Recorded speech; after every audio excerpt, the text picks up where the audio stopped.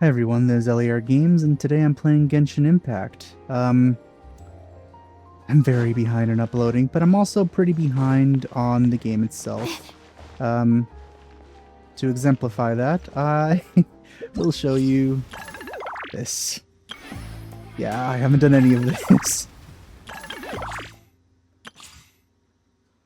So, what I'm gonna do is I am going to do Arlecchino's story quest. And then after that, I'm going to do Ito's event. I guess we're going down here. Arlecchino, I'm going to start saying Arlecchino when I can, Hey, is traveler. not Paimon. a character I'm very interested in. knows that voice. But let's see what this has in store Over for here. us.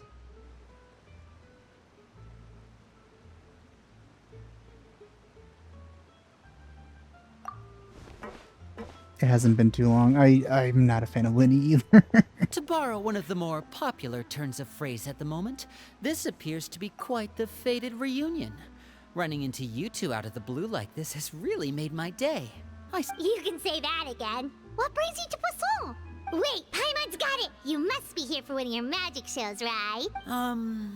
Actually, we've run into a bit of trouble on the home front, so Father arranged for us to stay in Poisson for the time being. Interesting. Oh, are Lynette and Fremine here too? Yep, along with most of the other members of the House of the Hearth. Interesting. You may have noticed Poisson seems a bit more crowded than usual. So you're saying nearly the entire organization has moved to Poisson? Sounds like you've run into way more than just a bit of trouble. What's really going on? Well... Since the two of you are so curious, perhaps I can fill in the gaps. Hello. You scared Paimon half to death. Father, you're here. I hate that they call her that. You know, on second thought, maybe we don't need to know. It's all probably super confidential House of the Hearth stuff, right? We totally weren't trying to pry or anything. No need to be nervous. I could sense your genuine concern from your conversation just now. Of course, I can also understand your confusion. Sending so many Fatui here to Poisson, it's only natural that some might suspect an ulterior motive to be involved. I understand. I'm well aware you've had your fair share of confrontations with the Fatui in the past, and I can't exactly guarantee that we'll remain on good terms in the future. As for right now, however, I would say we have little reason to be at odds, wouldn't you agree? The House of the Hearth could stand to be more open with those who have worked so closely with us in the past. You know, even if they had designed her to be attractive, she still would be very off-putting. But unfortunately, she has nothing to offer. As for the issue at hand, well, it hardly relates to any ulterior motive. To be frank, it all stems from a certain rumor circulating around the House of the Hearth. It's an internal matter. What sort of rumor? A rumor that a certain phantom child is hiding away in the House of the Hearth. A phantom child? Ooh, just hearing the name is giving Paimon the creeps. We've seen real phantom children, Paimon. A spirit that should have long ceased to exist is lurking in the shadows of the House of the Hearth. Are we actually going to go to it? So I decided to bring the children to Poisson before continuing to investigate the situation. I expect I should be able to track down the spirit fairly quickly. After that, it's just a matter of resolving the situation, if you will. It shouldn't be much trouble at all. I'd be very surprised if the game actually made me care about Arlecchino. If you're curious, or if you still have some concerns, it might be advisable to stick around for a few days. I'm sure the children would be exceedingly pleased to welcome some visitors. Lenny, I'll leave you to entertain our guests. Of course, Father. So creepy.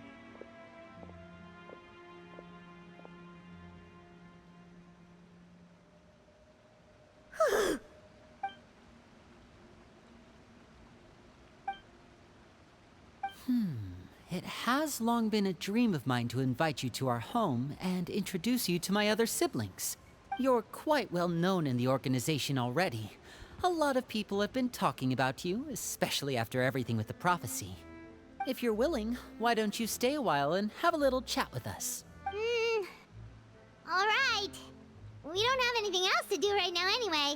But let's be clear, we're just gonna be there as guests, okay? Don't get any funny. Oh, wait a second. For your guests, that probably means we'll be treated to lots of yummy food, right? Maybe. Of course. During our stay in Poisson, we've been helping out the locals with some fishing. Let's go. I'll take you to where we're staying. Alright, here we go. Start of a new story quest. I imagine the visuals are probably going to be pretty nice, considering that they're expecting people to like Arlecchino for some reason. So at least we'll have that. And after I finish this quest, I'll be able to watch that animation. I think it's an animation. Relating to Arlecchino. So we'll see. Where exactly is... Oh. So we're going here. I thought we were going to the actual House of the Hearth.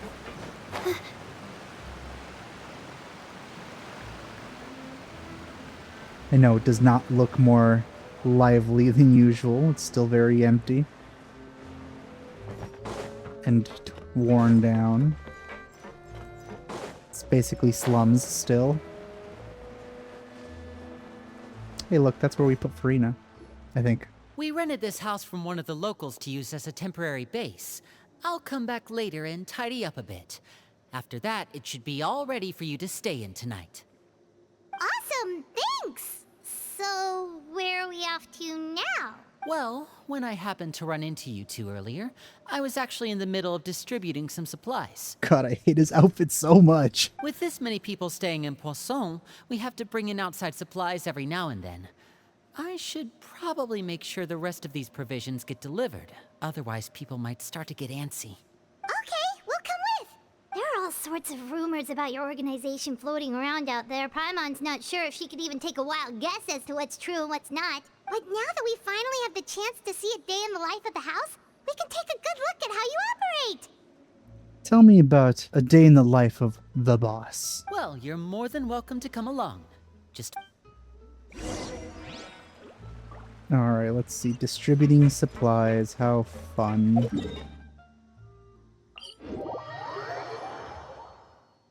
I forgot to turn... I remembered to turn off HDR today, so there should not be a washed out image, thankfully.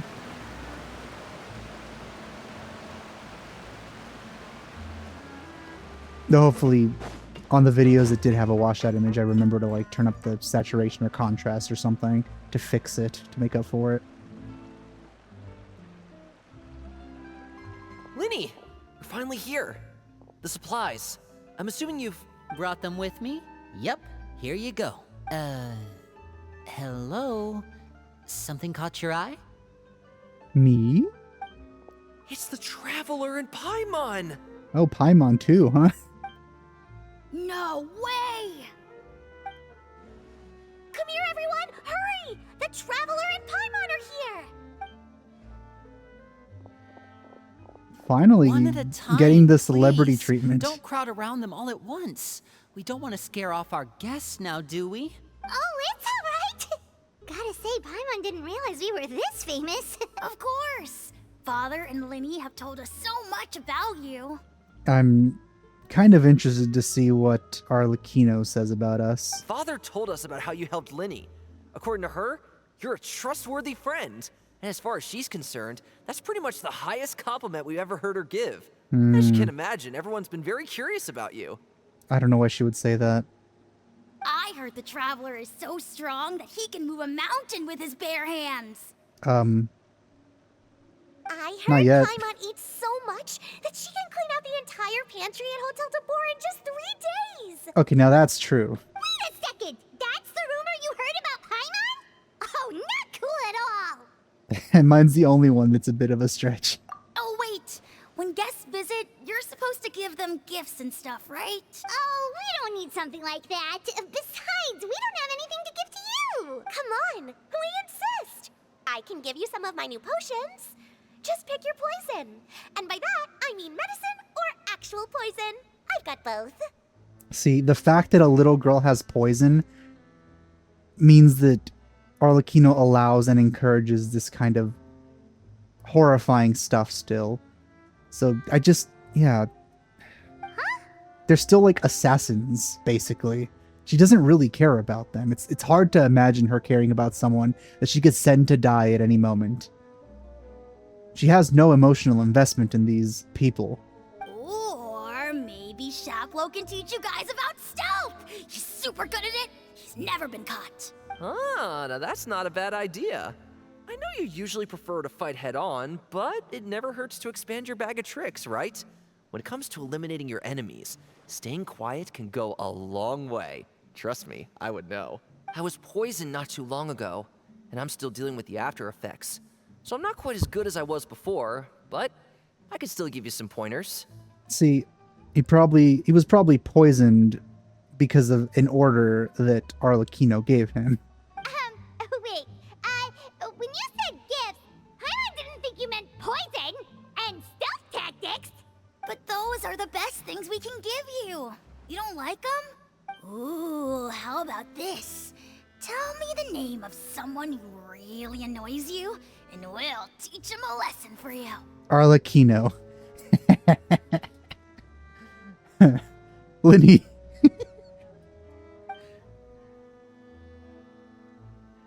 All right, Fold, Selwar. I think that's enough suggestions for now. When it comes to being a good host, it's the thought that counts. You don't need a physical gift to make our guests happy. In fact, pestering them with suggestion after suggestion might make them more annoyed than anything. I would say your enthusiasm has certainly gotten across. To be fair, I don't hate Linny or anything. I just hate his outfit. Really? Awesome! It's been so long since we've had guests to play with. Yeah, especially if it's poison or something. Well, we'll talk to you all later. All right, see you later.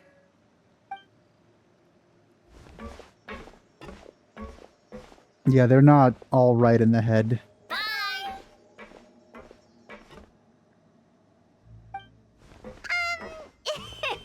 Lenny, about all that poison and stealth tactics talk just now. Scared you, did it? That kind of talk comes with being part of the House of the Hearth. And that's why I don't trust or even like Arlecchino. When Foltz was really young, he strangled all of his family pets, just out of curiosity. He was labeled a dangerous problem child and was abandoned by his family. Okay, that's a little different. Taking that into consideration, that means she's taking in already disturbed individuals and maybe channeling that into, well, I mean, she's still using them for assassination and stuff, but like, I guess assassinating murder for good, maybe, or just people she doesn't like. Elwar has an unnatural obsession with potions. Father has forbidden her from trying all the different concoctions she comes up with, but she still tries to test them in secret. You really have to keep an eye on that one. Chaplot is around my age. While I'm mainly responsible for collecting intelligence, he handles surveillance. He's very passionate about his work and has no reservations about taking on some very difficult missions. I know you two probably aren't used to that kind of talk, but I can promise you they only had the best of intentions. Things like stealth tactics and developing different poisons, they really mean a lot to them. They were just trying to share the best of what they could offer, that's all.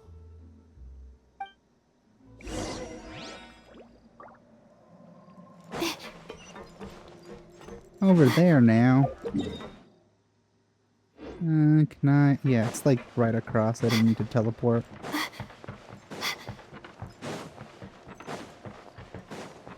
I saw they just released the trailer for the next version, and there was like a teaser for Natlin apparently, and I haven't watched it, so I'm pretty excited to see that. Also, before they even released that trailer, they talked about how they're gonna up the graphical fidelity of the game, so I'm really excited to see what that means. Filial, supplies are here. Thanks. And who are these two? Outsiders? Ah, allow me to introduce you. This is the Traveler and Paimon. Oh, you're the famous duo I've been hearing so much about. More like hero and assistant. Hero and sidekick.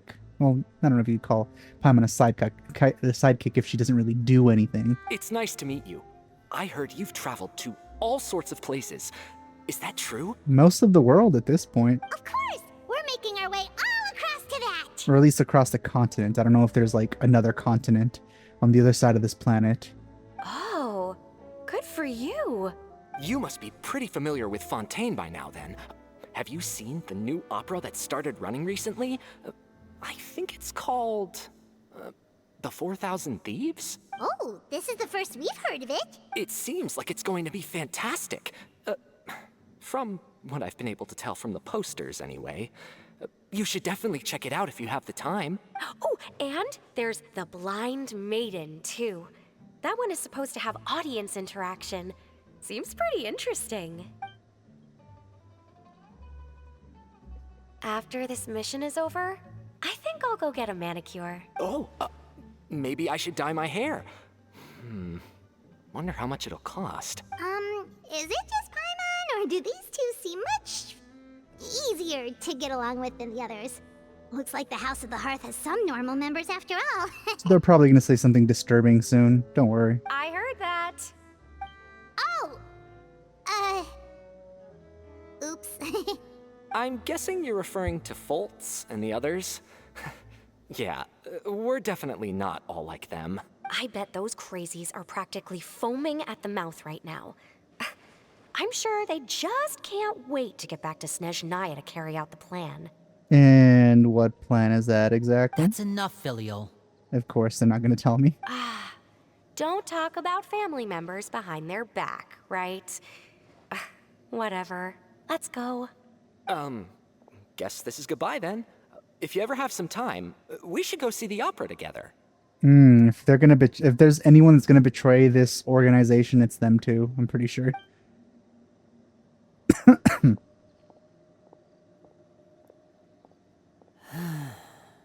Well, that's it for the supplies. We should probably head back as well.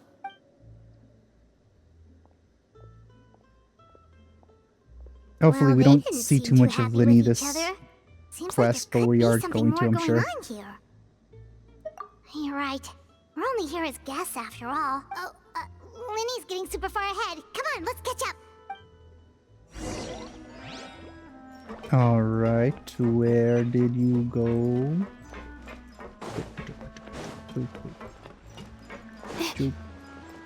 Oh, you didn't let me do it. So, You better not have killed her. what do you think of the members you've met so far? Well, Father is always encouraging us to be strong-willed and independent. Well, I should probably get cooking. Wanna join? Of course! Then let's head out and... Uh-huh. Fremine, what are you doing here? Looking at a big chest. Just like all other Genshin players. Fremine, nice to see you again! You too. I heard you're here as guests of House of the Hearth. Welcome. We were just going to make some food. Why don't you come along? Seafood soup? Oh, Paimon's drooling already. Were you looking for something just now, Fremine? It's nothing. I just wanted to see if there were any extra supplies. Yeah, we've got some left over. Some food and water. No problem. Give me a second here. Food, water, wait a minute. What do you need all of those for? You're not on any missions as far as I'm aware, and you were just going to come eat with us. So what's this all about? I thought I'd grab an extra portion because I get hungry at night. Fremine, you remember what I told you? You're not like me. Your lying skills still need some work. Tell me what's going on. Is it really bad enough that you have to keep it from your own brother? Maybe it'll be better if we gave them some space. This is the first time I've seen that kind of look on your face. Whatever happened, Does it have something to do with Father? Yes. Just follow me. Oh my god.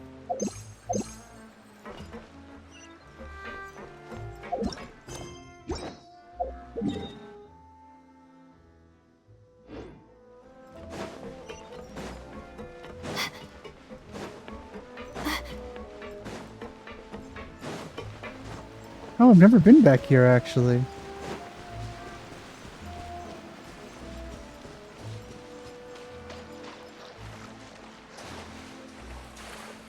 Oh, we're going above ground. Wait.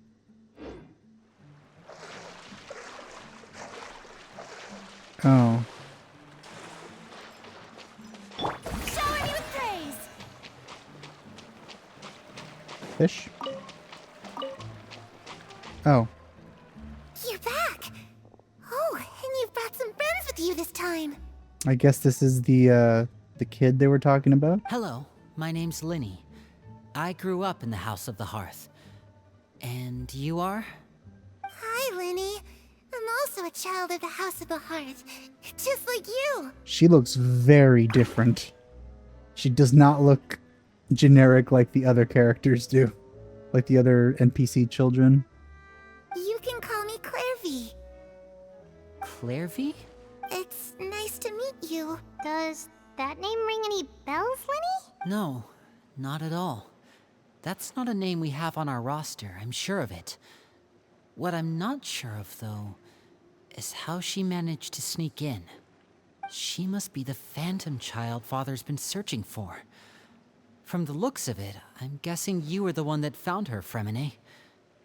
You, haven't told a spin Father, crystal? have you? No, I haven't No, it told isn't. anyone. I've just been keeping her hidden. For how long? About half a month now. So ever since we got to Poisson, then. Do you have any idea what you're doing? I know what I'm doing. Really? 'Cause from where I'm standing, it looks like you're hiding the very person Father has been trying to find. If Father finds out about this, everyone involved is going to be punished. You know the rules of the house, Fremine.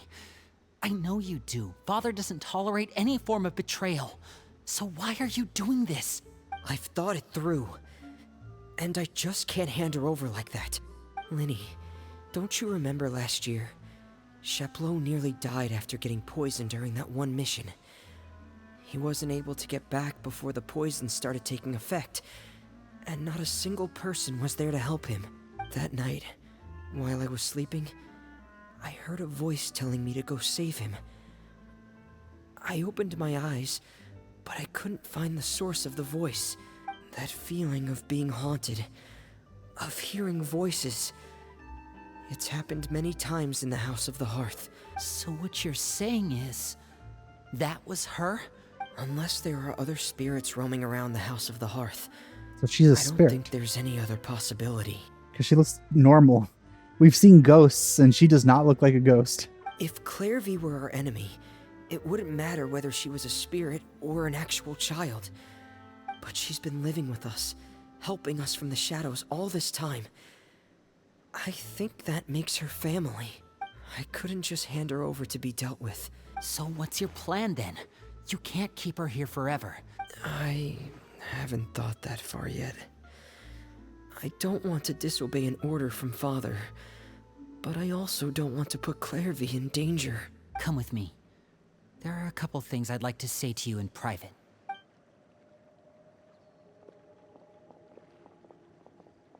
I guess we're stuck with her.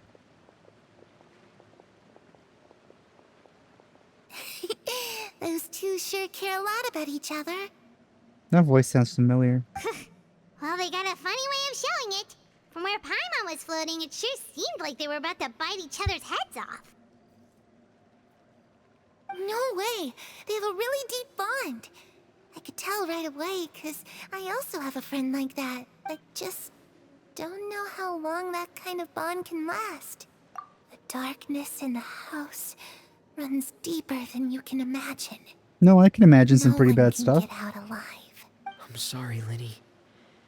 I really didn't mean to drag anyone else into this. Oh, really? You didn't mean to? 'Cause I, for one, wish you did. Huh? What do you mean?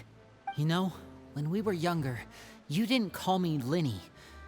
You called me brother, just like Lynette. We grew up together, the three of us. We were all orphans, all rescued by father. Of all the siblings in the House of the Hearth, I think our bond was the closest. Later on, when you started calling me Linny, I wasn't actually surprised. After all, Lynette and I are related by blood. We've had to depend on each other to survive long before we joined the house. Linny, The darkest and most difficult moments of my life happened before you and I had ever met. I'm sure that's true for you as well. Even so, Fremine, we've stood by each other for all these years now, and to me, that means more than blood. You and Lynette are the most important people in my life. No one can replace you. So I won't let you face anything alone. Not if I can help it. Oh, looks like things are getting kinda heated between Linny and Fremine. Maybe we should go check on them. Oh, it's raining. I should put my clothes away. She has idle lines and some sort of dessert.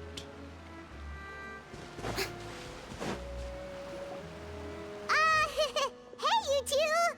Hope we aren't interrupting anything. Like a fight, or... Oh, wait a minute, Fremine. You're not crying, are you? Is everything alright? everything's fine. Well, we're all friends here, right? We've been through so much together, so if there's anything we can do to help, just say the word. It's just a small family dispute. It's not something our guests should trouble themselves with. In fact, it might be better if your stay ended here. To be honest, I kind of don't care. What are you getting at, Traveler? When guests are around, families are often on their best behavior. And any disputes are less likely to escalate. That's what you're trying to say, isn't it? I just... Thank you. I was really hoping to keep you out of it. But even if I could think of some other reason to turn you away, I'm not sure I could convince you. I know things could turn dangerous, so I promise you this. From now on, I'll protect you like my life depends on it. Me too. Well, back to the matter at hand then. If we don't plan on handing Clairvy over to Father, then our only other option is to solve the mystery of her identity before Father is able to track her down. That means finding out where she came from and what she's doing here.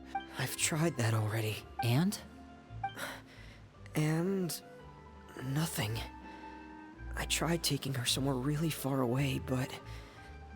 after some time... So she is like some just sort of reappeared. ghost. She even came with us all the way to Poisson.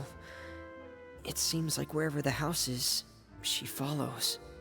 I don't know much about spirits. Do you two have any ideas? Let's see here. Paimon remembers hearing something like, if you fulfill a spirit's last wish before they died, they'll let go of whatever's keeping them here and return to the ley lines.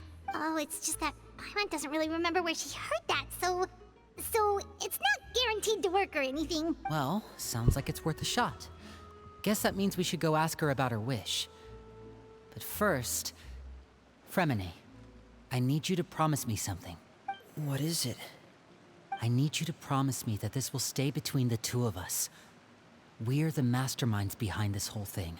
No one else gets involved. Can you do that for me? That was exactly what Fremine is doing, and you were admonishing him for that. Of course. All right. Then let's seal the promise just like when we were kids. Fist bump on 3. Ready? 1, 2, 3. Easier to animate. I swear. Oh. The best character out of the 3 just appeared. That's hilarious.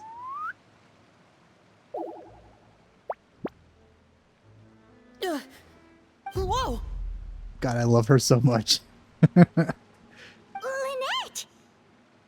But what a surprise!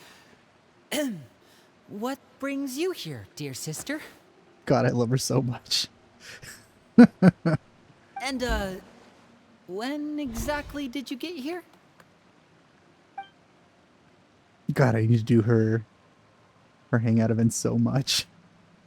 You're an idiot, brother. I just love her so much. And you too, Fremine.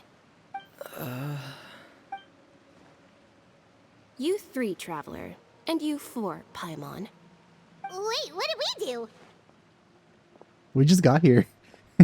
I've seen Clairvy around the House of the Hearth before. I hadn't seen her in Poisson, so I figured she must not have come with us. But it turns out, you were just hiding her. I heard you talking about your plan. Rather than steering clear of the situation, I'd rather fully join in. That was expected, to be honest. If you don't agree, I'll have no choice but to report everything back to Father. Simple as that. Quite the threat. You're not giving us much wiggle room here, Lynette. Well, I guess we're all in this together then. After we talk to Clairvy, we'll figure out our next move. There's no time to lose. Let's go. This got a whole lot better when she showed up.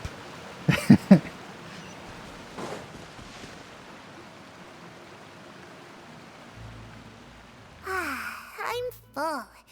Thank you for bringing me this food, you guys. It seems all she ate was a little bit of a tomato, and then left everything else. She said she's full, but the food doesn't look like it's even been touched. That's right. Based on what I've been able to observe, it doesn't seem like Clairvy can interact with the physical world at all.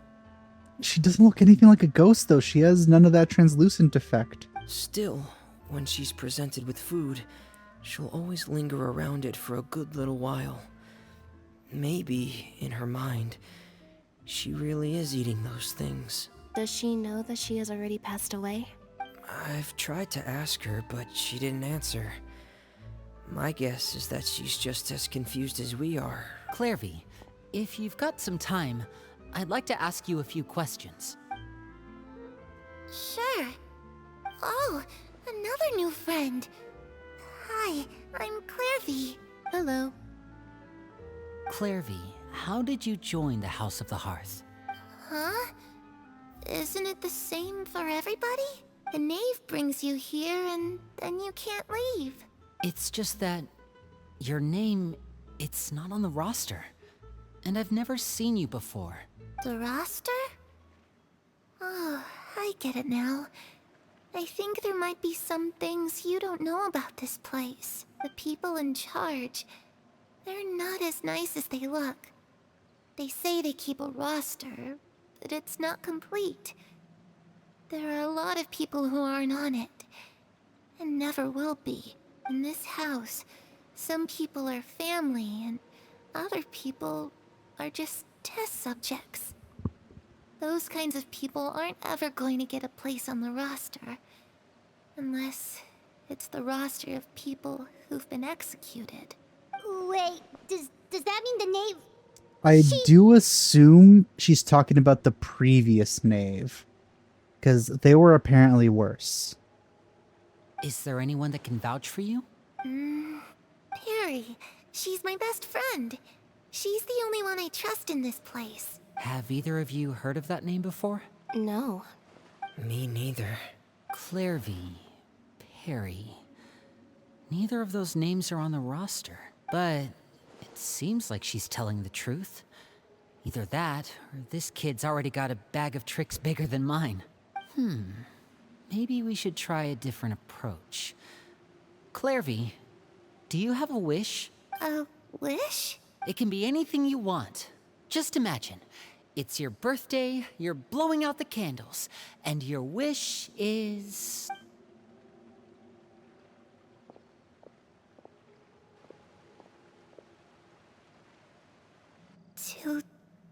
To go outside, where the sun can find me. That's it? Well, that sounds easy enough. The darkness in the house runs deeper than you can imagine. No one can get out alive. Maybe she's not actually dead and there's like some sort of astral projection or something. And she's actually like in a facility somewhere. Okay, time to divide and conquer. Listen up. I've got a plan. I'll try and find a way to use basic illusory magic to take Clairvy outside and bring her somewhere with sunlight. Lynette, try and find the list of executions that Clairvy was talking about and see if her name is on it. Fremine, you stay in Poisson. We can't be the only ones who've had run-ins with Clairvy. I need you to collect intel on everything she's said and done. Understood. I'll try my best. What about us? What should we do? I really appreciate your willingness to help, but this is a family matter. Let me think. Since Father considers you to be guests, maybe you could stick by her side for a little while. You don't need to do anything except keep up some nice, casual conversation. I don't want to talk to her. I want to stay with Lynette. Ah, Paimon gets it. You want us to distract her. I'll give you a magic bird. If Father suspects something, all you need to do is release it when she's not looking, and it'll alert me that something's wrong. Of course, that's only as a last resort. If the worst case scenario happens and we're discovered, just tell Father everything. We're not you too. Okay, this is where we part. Father should be at the beach nearby. Fine. I really hope this goes well. No, it has to go well.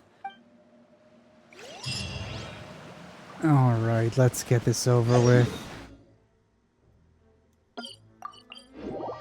I don't want to talk to her.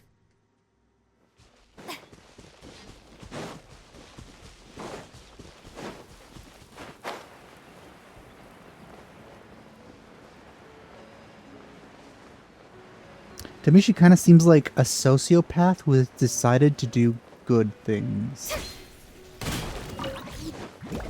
Basically like Dexter from Dexter.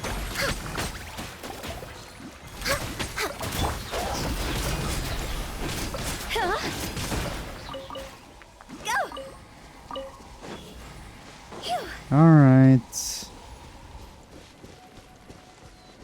Oh. Huh. Child. He's back. Last we saw him, he was just thrown into a vortex by Skirk. It's the knave and child. Hey, aren't you supposed to be in Snezhnaya recuperating? What are you still doing in Fontaine? Oh, it's you two. I didn't expect to run into you here. I was unconscious for quite a while after the fight in the Primordial Sea.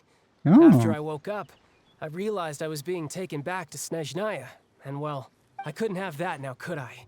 Not when I've still got unfinished business here in Fontaine. So, I mustered up all my strength and made the journey back on my own. What sort of unfinished business are we talking here? It has to do with Skirk, my master. I really wanted to meet up with her, but by the time I got back, she had already left. So I guess that portal led to somewhere. I still have so many questions for her. Without any other leads, all I could do was ask the knave to help me track her down. She must have left behind some traces from her time in Fontaine. Oh, okay, so have you found any clues? Unfortunately, no. While the House of the Hearth is adept at collecting all manner of intelligence, certain existences can still manage to escape our purview. Basically, unless Master feels there's a need to meet with me, she's not going to be found. But that problem has an easy fix. I just need to become stronger, and then... Paimon thinks you should focus on getting better first. The worst of it is over. It's all thanks to that one kid from the House of the Hearth. Elwar, I think her name was. She gave me a bunch of random potions to drink. Random? They didn't go down easy, let me tell you. Pain and chills all over. But they really did help speed up my recovery. And that's good, because it looks like I really do have to head back this time. The old man's been putting the pressure on me. Project Stuja? Well, thank you for saying it out loud, at least. But you're not gonna go further than that, are you? Yeah, that's the one. I heard Regretter's involved too. I'm not looking forward to having to listen to all his monologuing, that's for sure. Hey, maybe you could think of a way for me to stay in Fontaine for a little longer. Helping Linny and the others brush up on their fighting skills would be far more interesting. If you and I could spar, that would be even better. I've been waiting for a chance to see you go all out. And what a sweet little daydream that is.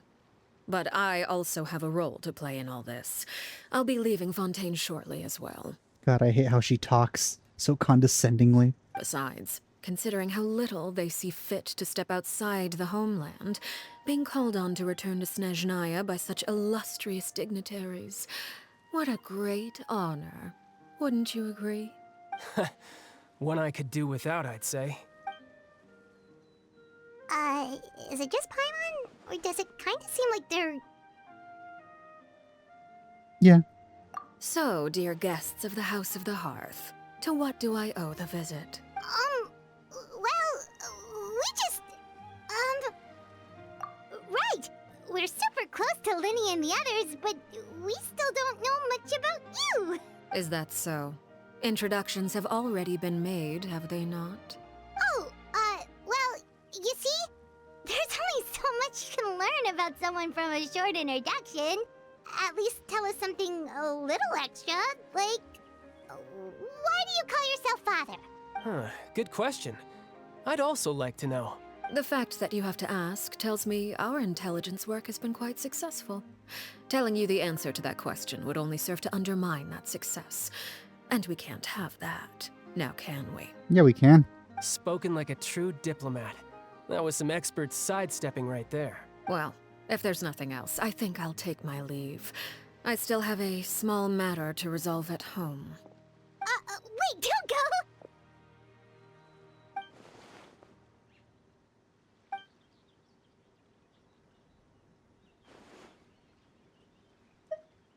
Yeah. I'd also like to hear the answer to this. I've met some of the members of your organization, and they all seemed like really good kids. They actually reminded me of Tonya and Tusser. Except psychopathic. Which, by the way, if you ever betray them, I'm just letting you know, I won't let you off easy. And why would I betray them? Because you have no emotions, it seems. Well, you've already betrayed the House of the Hearth once, haven't you? At least, that's what I heard.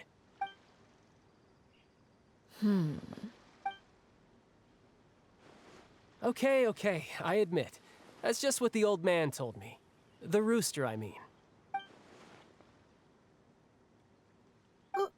Wait, did you really do something bad to those kids? I assume that she used to be one of the House of the Hearth kids. And then she betrayed her father. And then she became father. Never mind what I've done. I'm more curious as to what the mighty rooster had to say. Care to enlighten me? Well, nothing much. Just some stuff about you taking out many other members of the House of the Hearth, and even going so far to attack your own family. I see. Oh, based on your reaction, I'm guessing it's all a bunch of lies. Hardly. I don't appreciate his particular turns of phrase, but I suppose he didn't say anything untrue. Although, it would be more accurate to say that there is a certain level of prejudice involved, but I don't intend to clear that up just yet. Prejudice has a funny way of concealing the real truth behind certain things, an attribute that I find to be quite advantageous. And I find quite frustrating. Call yourself a Fontainian, for example, and people will assume all sorts of things, when the real truth is that this is simply the land where I was raised. Huh? You're not actually from Fontaine? But then why did you try to help out with the prophecy and everything? I was trying to protect the children born in Fontaine. Claiming that I myself was a Fontainian simply made it easier to operate. People would hardly suspect a fellow Fontainian of having any ulterior motives. Who wouldn't want to save their homeland after all? No, I suspected you regardless. The primordial sea wouldn't have any effect on me, but it would have caused great harm to the House of the Hearth. Well, You wanted extra information, didn't you? There you go. I hope that satisfied your curiosity. Nope. More, please. So, you stayed in Fontaine for the kids. I guess I was wrong to believe you'd betray them. Good. Like I said, I like it when others have misconceptions of me. Actually, while I was recuperating at the House of the Hearth, there was something else that really caught my attention. I heard that members always resolve disputes and arguments with a friendly spar, and the loser has to back down. Seems pretty cool if you ask me. Would also give them plenty of opportunities to hone their skills. He would like that. Well, that's only a recent development. In the past, such spars weren't nearly so friendly. The losing party would lose everything, including their life. Yeah, I think from my current understanding of her is that she is not cruel. She is apathetic. So if something were to be done where it's disadvantageous for the people she decided to protect, then she won't do it. Cruelty is pointless in her eyes. But it's not like she actually cares like emotionally for any of this. It's just she has a like self-directive that she's going to protect the House of the Hearth. That's what I feel, regarding her from what I can see. They were that high stakes? Whew, at least that's not a thing anymore. Well, the current atmosphere's not half bad. I'm a bit jealous, actually. You've got so many family members around you, and you even get to live with them. Having a lot of family around means dealing with a considerable amount of bickering and scheming. Once Tonya and Tusser enter their rebellious phase, I'm sure you'll understand. I'm looking forward to meeting Tonya. We first heard about her like way in the beginning. Just imagine. Tusser becomes obsessed with plucking out strands from the rooster's mustache, or Tonya decides to dye her hair 42 different colors. That's random. Okay. I get the picture. I would have liked to have heard that. Well, would you look at the time? I should probably get going. Traveler, Paimon, I'm not sure where our paths will cross next, but the next time we run into each other, we should definitely try and find some time to spar. Again,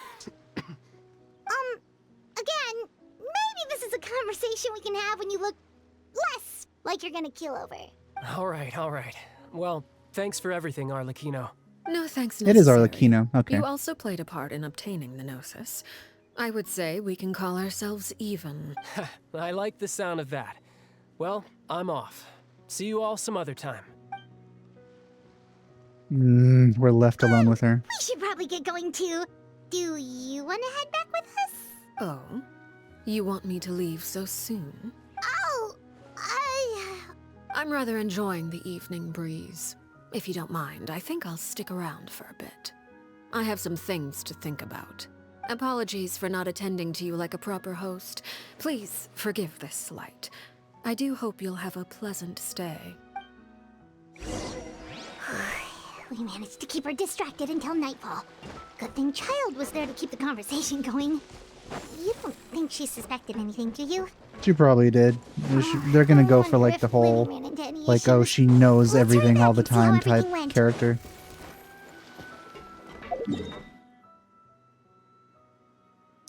I can't fast travel there. Oh wait, yeah, I can.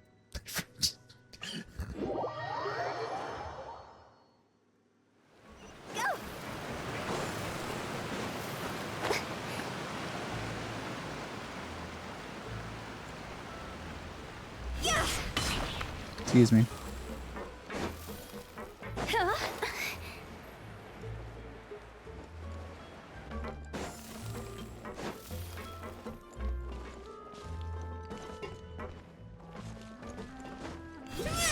Excuse me.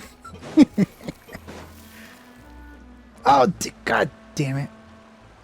Lenny, how did everything go? I deserve that. Well, long story short, we ran into a small issue. Clairvy can't go into the sunlight. Everything was fine at first. She followed me up to the surface just like I told her. But as I led her out of the shadows and into the sunlight, she vanished. I turned around and there she was, standing at the edge of the shadows, silently watching me. With a creepy smile. Huh. Maybe she's afraid of sunlight, or... No, it wouldn't be her wish if that were the case. Maybe Clairvy is like one of two things. Either she's like the emotional part of Arlecchino when she was young, or the friend that she was talking about was Arlecchino when she was young. Well, we could always try pushing her into it. Oh, true. Reflects how they are. Oh, you just grab a mirror. I've pretty much tried it all already. Nothing worked. Eventually, the sun went down, so all I could do was bring her back here. How did it go with you, Lynette? Good. I've got the list. It's right here. Really? Well, what are we waiting for? Let's... Sorry, Paimon. Oh, that's a lot of pages. Oh, it's gonna take forever to get through it all. We can each take a section. Here. La Pouillade, Landois, Chambert, Horaire. Man, Paimon's really good at pronouncing French names. Oh. Ooh. Eek. Oh, yikes. That Horaire guy has a huge scar on his face. He's kinda giving Paimon the creeps. Ah, I've met him before. The scar is from an injury he received during a mission. I still remember him joking with me about it. He said any future lover would take one look at him and then lose all interest. Did he say anything else? Well, I asked if there was someone he was interested in. He said no, and that's where our conversation ended. It was only later that I learned he really did have someone he liked. He risked everything to escape so he could be with her, but it didn't work. One day, Father asked to see him, and, well, I never saw him again after that. Wait, so that means the knave, I have a feeling she probably let him go. It may seem cruel, but it's just one of the rules Never of the mind, house. she actually did. Okay. Betrayal is not to be taken lightly. We know too many secrets to come and go as we please. So, if you do try to leave, you pay with your life. Okay, so they're hostages. There's no excuse for that. Her name's not here, huh? Well, that's not too surprising. It doesn't seem like this list is complete. It only contains records dating back around 5 years. Let's shift our attention then. Fremine, were you able to find anything out? Fremine. Sorry. I was thinking about something. I managed to talk to quite a few people, but I couldn't help but notice that the atmosphere in the house was a little... strange. Strange. Yeah, I mean, I know there have been arguments in the past, times when people haven't gotten along. Chaplot and Filiol are a good example of that. Oh, those are two of the people that we met while delivering supplies.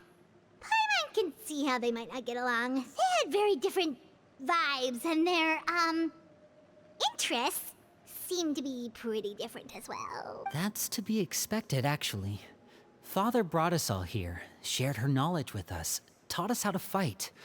That's one thing we all share. But that's also where the similarities end. Not all of us feel the same desire to stay here. As members of the House of the Hearth, we're also considered part of the Fatui. And to a lot of people, that's an identity they never asked for. Certain members get older and realize they want something else for themselves. But considering the rules of the house, most people would never say that out loud. People like Chaplot and Foltz are loyal to Father and her vision. They're proud to be part of the Fatui. Filial and Nantoy, on the other hand, well, they aren't quite as enthusiastic. These kinds of conflicts have always been there. It's not like Father is in the dark about any of this. Well, that's true. But it just feels like things have gotten worse lately. Filial and the others, it seemed like they were meeting in secret to talk about something. I can't say for sure, but I think they've met Clairvy. You think she's been inciting them to act out? No, not exactly. But I wouldn't be surprised if she said something to them about the darkness in the house and how deep it runs. She's told me about it before. Experiments being run on children. People being used as pawns on the battlefield without so much as the strength to survive. And they just believed all that? Without any evidence? Clairvy's words probably gave them the excuse they were looking for. Whether they actually believe them to be true is secondary. This is all because of Project Stuja, isn't it? So, we're actually going to talk about that then? Whoa. Hold on a second. What's this Project Stuja all about, huh? This is the second time it's come up now. Sorry, but I'm not sure of the details either.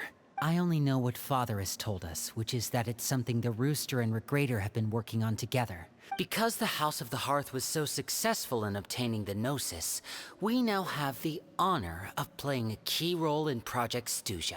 Wait, but isn't that a good thing? Key role is just another way of saying dangerous role. To us, the whole thing is an inconvenience. Father thinks so too, but she's in no position to refuse. It's just that we'll lose a lot of members in the process. Okay, super complicated top secret Fatui business aside. External pressure has a way of exacerbating internal strife. You can't overlook the power of fear either. I thought resolving the Clairvy situation would make everything go back to normal, but it looks like things are more complicated than I thought. We can only focus on one situation at a time, brother. You're right. Even if we confront Filial and the others, it won't do any good. Well, it's getting late. We should head back and get some rest. Lynette, you stick with me this time. Fremine, keep a close eye on Filial and the others. Good work today, everyone. Have a good night, and I'll see you tomorrow. Rest.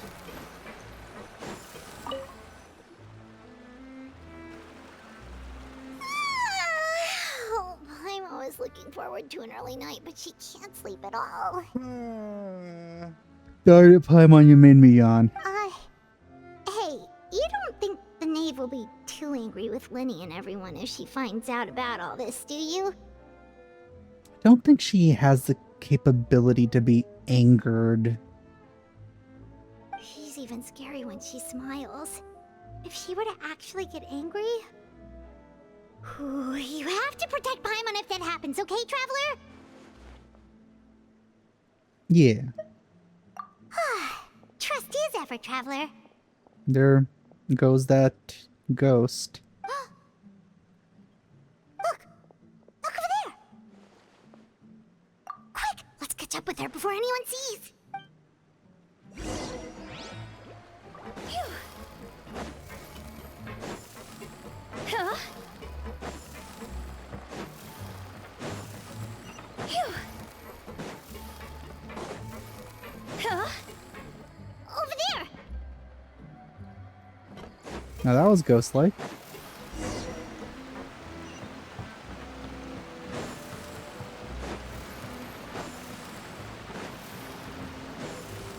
Oh, where is she going? Oh, if someone sees her, we're toast!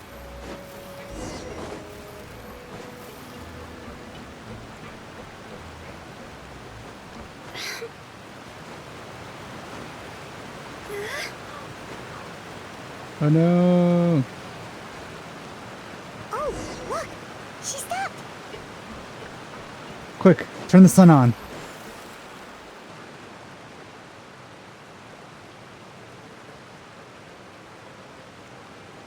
Clairvy!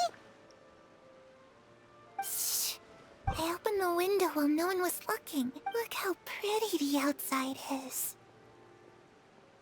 If only I could have more than this. You probably think I'm being silly, huh? All this hopeless resisting. It's better to dream of what I could have than try to make it a reality, right? Please, help us get on the same page here, Clary. We need you to tell us what you know. Can you do that? Sure. Although, after you hear all this, I think you might regret that decision. Everyone in this family is nothing more than a tool. Something to be used and exploited. We're all expendable. Including me. No, I mean, I can see that easily. As long as you're useful, you get to stick around. Lose your value. You're handed over to the doctor, experimented on, and given a fate worse than death. I've seen it happen again and again, and I've had enough. I don't think that happens anymore. You're saying the knave did all that? It's just, that doesn't seem like something she would do. She's scary and all, but it seems like even she has lines she wouldn't cross. I knew you wouldn't believe me. Everyone thinks she's a good person. They all think of her like a real mother. So it's Mother here. Mother? But she doesn't deserve that title. She's disgraced it and tarnished it. And if I had things my way, I'd never see her again. If only Perry were here, she'd understand. I feel Perry is Arlecchino. Harry. There's that name again. Also, Paimon's getting a strange feeling. It almost feels like she's not really here with us. Paimon can't tell if she's actually talking to us or if she's mistaken us for someone else. Well, in any case, it seems like she really needs someone to talk to.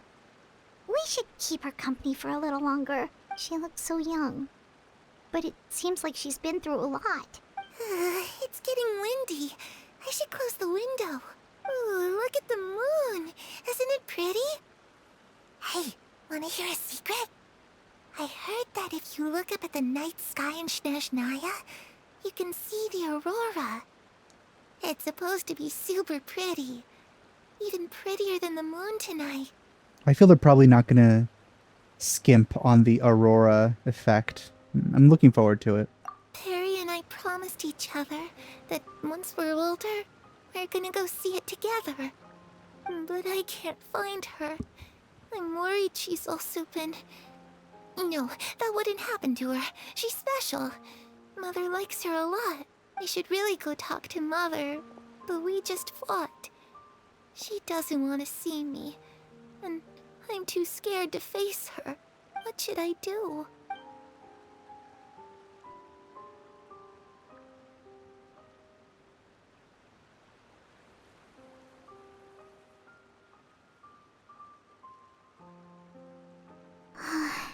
Paimon really doesn't understand what's going on with her. Well, let's head back. We've got an early morning tomorrow.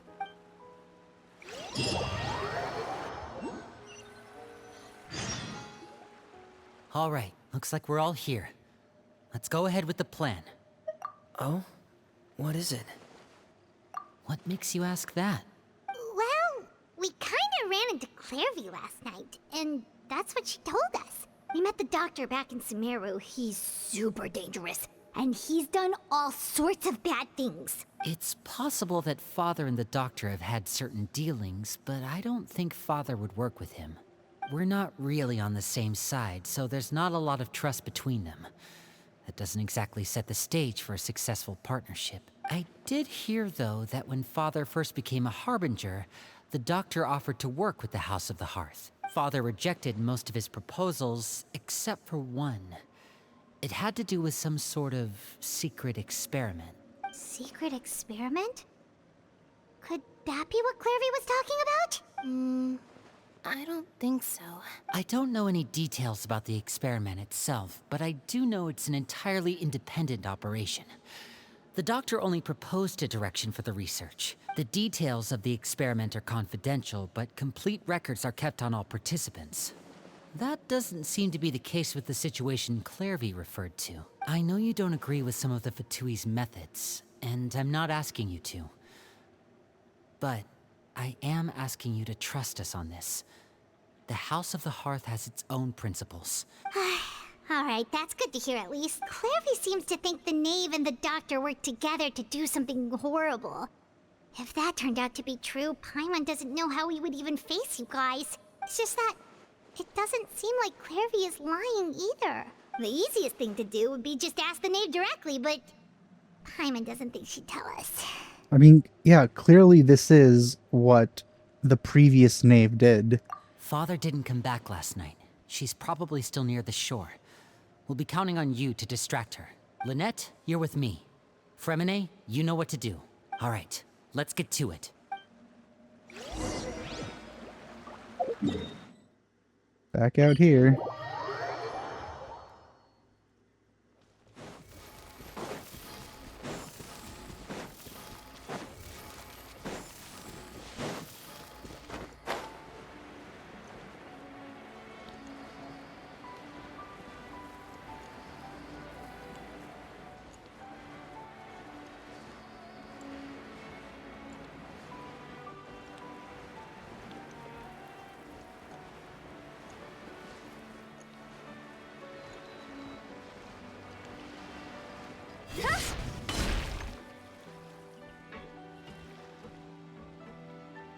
Ah, it's you two again.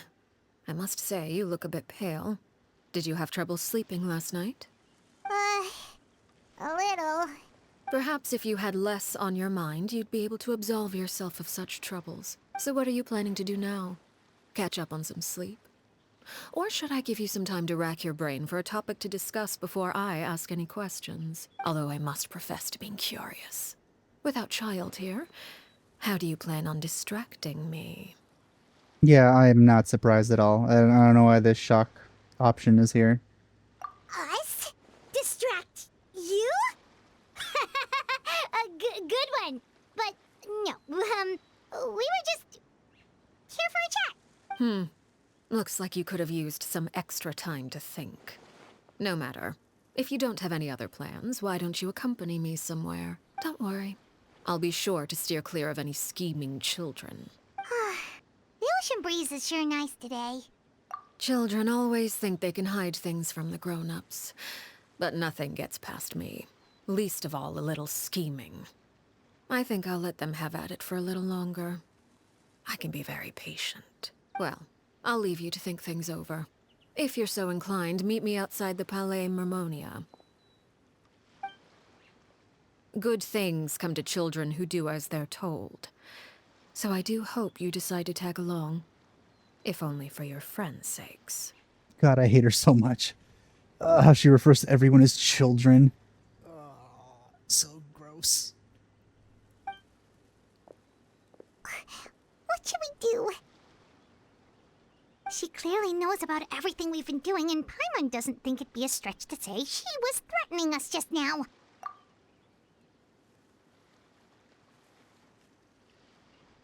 Oh, good idea. Hopefully he sees it in time. Well, we should probably head to the Palais Mermonia. Paimon doesn't want to find out what happens if we don't show up. Based on what the knave was saying just now, it sure didn't seem like it'd be anything good. Okay, then we probably shouldn't keep her waiting. It seems like Linny and the others are on thin ice, so let's do our best to not get them in any more trouble. Go! I wonder if this is even going to attempt to make me like the knave. Arlecchino. Seeing as we still have some time before my meeting, we might as well enjoy some pleasant conversation while we wait. No conversation with you is ever pleasant. I'm glad to see you get along with my children. Being surrounded by good companions is necessary for a child's development. You're not planning on doing anything to them, are you? I assume you're referring to Linny, Lynette, and Fremine, although there's that situation with Filial and Nentoy as well. It appears quite a few people have been acting out lately. At least she called them people this time. No matter. I'm not one to discriminate. All those who betray the house meet the same fate. There are no exceptions. Does that mean you're going to kill them? Oh, are you here to beg for their lives? I'm sorry to disappoint, but the rules of the house change for no one. In my organization, everyone is responsible for their own actions. But don't you care about them at all? They really respect you. They even call you father. You must feel something for them. Any organization in which feelings come before principles is one destined for ruin. The House of the Hearth is hardly an exception. You could say our principles are more stringent than most. Perhaps I can offer you this consolation at least. As our guests, you two will not be held accountable along with them. I would imagine Linny, Lynette, and Fremine will be able to keep their lives. As for Filial, Nantoy, and the others, I'm afraid there's little I can do. They can try to escape, but once you know our secrets, there's no getting out alive. Yeah, she's freaking gross. But that's awful. Ah, you seem concerned. Out of consideration for my guests, I suppose I could turn a blind eye for a little longer. If Linny and the others manage to dispose of Clairvy in the meantime, all evidence of their wrongdoing will be lost. In that case, I could hardly punish them for something I couldn't prove. So she knows Clairvy's name, but not really reacting. And she wants them to dispose of her. Interesting. If their efforts are unsuccessful, on the other hand, all will be held accountable. And the punishment will be severe. Of course. Oh, and here, I believe this belongs to you. Do try and keep better track of it next time. Yeah, I was wondering if that would even get back to them. It takes a considerable amount of time to train a bird like this. It would be such a pity if you were to lose it. Permanently. Wait, where did you get that? Well, I'm afraid that's all the time we have to chat. Now, for the matter at hand. I asked you to meet me here because I have business at the Palais Mermonia. It has nothing to do with you, but I think it would be prudent for you to stick by my side for the time being. There will always be time later to run off and tell Linny what you've learned. Well, time to go. Looks like we wrapped things up just in time. Now, who's this meeting with? Considering it's here, it's probably Nouvellette.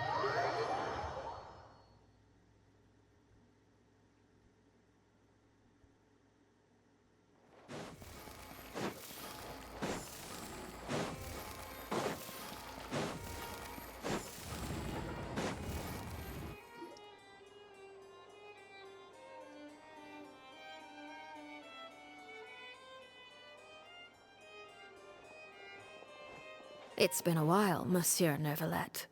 I must say, I wasn't expecting my meeting request to be approved quite so quickly. It is only right that an esteemed diplomat such as yourself should be afforded the proper level of respect.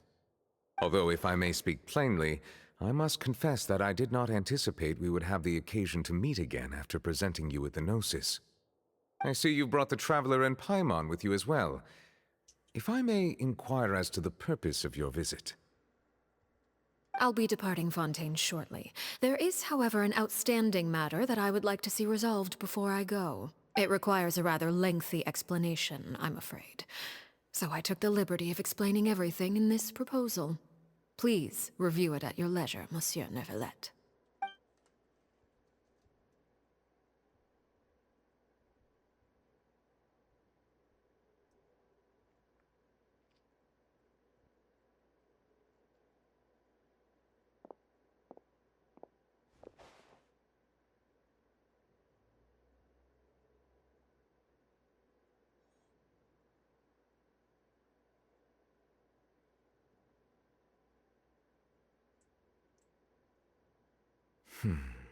I understand your request.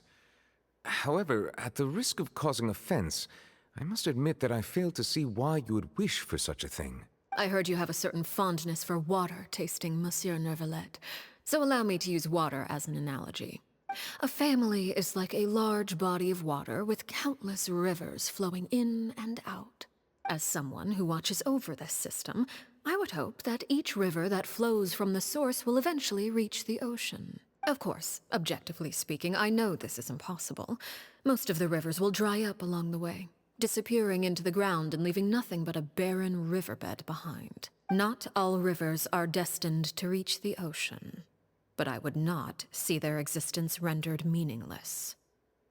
I believe the water that flows within them is simply meant for a different destination, like a field in need of irrigation. Or perhaps the glass of a certain water-tasting enthusiast. Did you get any of that, Traveler? Yeah. Your words paint an optimistic picture indeed. Allow me to remind you, however, few among us are willing to sip from a glass filled with tainted water. It may have been tainted at one point in time, but not to worry. I'll make sure it's drained of all impurities and returned to its cleanest form. I seem to recall there being a transactional aspect to your proposal. Perhaps you could expound on that? If you accept my proposal, Monsieur Neuvillette, I will gradually withdraw my forces from Fontaine. And, unless absolutely necessary, I will no longer carry out any special missions within Fontaine. All that tells me is that she's pretty much done with this place. I presume I can take your words to mean that, in the future, cases similar to the Tartuffe assassination will cease to cross my desk? Tartuffe? Ah, that thief who embezzled funds from all those charities, you mean?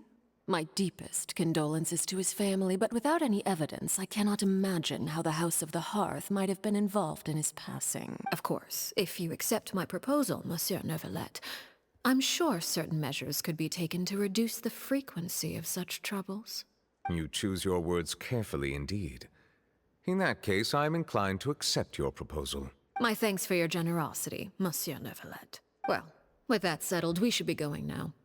I took the liberty of bringing along 2 bottles of spring water from Snezhnaya for you to enjoy. I do hope I get the chance to hear your impressions. Perhaps at our next meeting, yes? Indeed. I trust you would not overlook your commitment in the meantime. All right, Traveler Paimon. Time to go.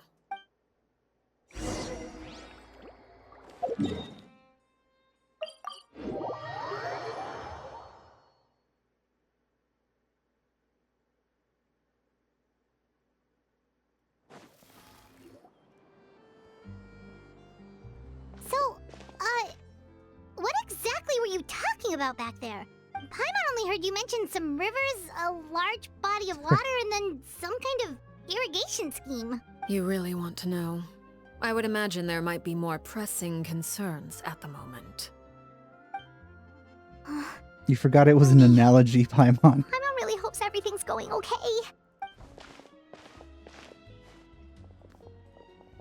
Oh, Paimon recognizes that look.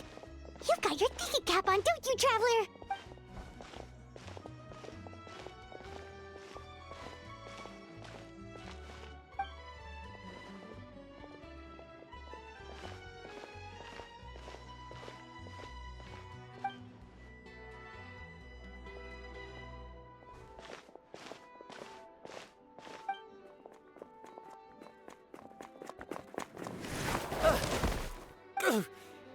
Oh, shoot. Are you alright? Oh, jeez. I'm so sorry.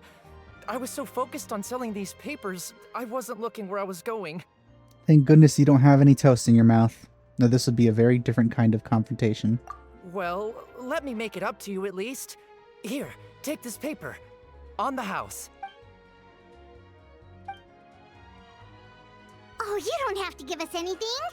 Please, I want to. It's not like I'm short on supply. All the extras will be useless come tomorrow anyway. He's probably one of the children, but like with makeup and a hairstyle. It's my fault, really. I was just trying to bring home some extra mora for the family, but I bit off more than I can chew. I haven't had many takers today, so I'm still swimming in papers. What's going on here? Nothing much. I just ran into your friend here on accident. I should probably get going, actually, so... Hold on. Of course, I'm happy to compensate you with mora, it's just... I don't have any on me at the moment. I'll take 3 papers. Here, your payment. Oh! Thank you for your patronage. May the Archons bless you with good fortune. If only I had the chance to run into such generous customers every day. I should probably just take on a smaller inventory though, right? I'm getting married soon, so sometimes it's hard to not get ahead of myself. Anyway, I should head out. You really thought about his Goodbye. backstory. You're not supposed to spill it all out like that, though. Now that my affairs are settled, we should take the boat back to Poisson. We've even acquired some light reading to enjoy along the way. Actually, why don't we stick around for a little longer? Paimon just realized how hungry she is. She can't head back to Poisson on an empty stomach. It appears you two are under the impression that delaying our return will somehow alter the situation in your favor. I'm sorry to ruin your fantasy, but your efforts are meaningless. That being said, I could be persuaded to give Linny some extra time. I just have one condition. If you agree to my request, I'll even answer some of your questions. You're quite curious about Clairvy, are you not? And my relationship to her. I have, well, those hypotheses. Wait, why are you being so generous all of a sudden? You overestimate yourself. You don't have the talent for bad things. Then what can you possibly... The most important consideration in a negotiation is that both sides receive something they want. Wonderful. Here it is. When the time comes, make the choice that you deem most appropriate in the situation, and lend your help to the House of the Hearth. Okay, sounds normal enough. But what do you mean, when the time comes? That is for you to decide. Then we have a deal. Follow me.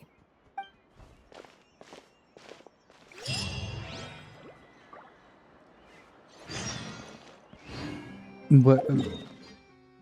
No, I guess we're just taking a casual stroll all the way over there.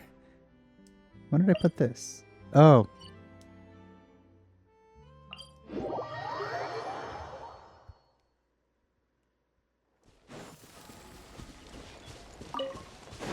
I do wonder how Natlin is gonna look. Is it gonna be like Savannah, like Africa?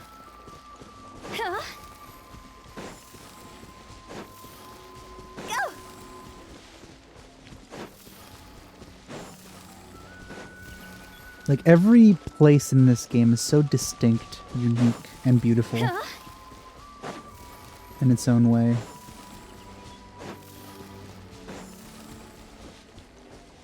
Wait. Oh. Yeah, that's weird. How about we explore the area ahead of us later? What? I didn't even hit it.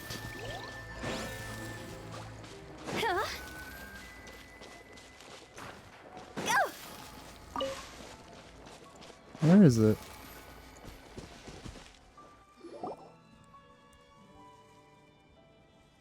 What is this place? Somewhere long forgotten by everyone. It used to be a grand building. Now it's nothing more than a pile of rubble. Old House of the Hearth? No one comes here anymore, nor does anyone care about what once happened here. Although, this place does have something to do with the story I'm about to tell you. It was before I became a Harbinger, and before Linny and the others joined the House of the Hearth. Due to certain events, I first killed Clairvy and then her mother. And this is where it all happened. Interesting. You were the one that killed Clairvy? Patience now. Allow me to explain Clairvy's side of the story first. I'll start from the beginning.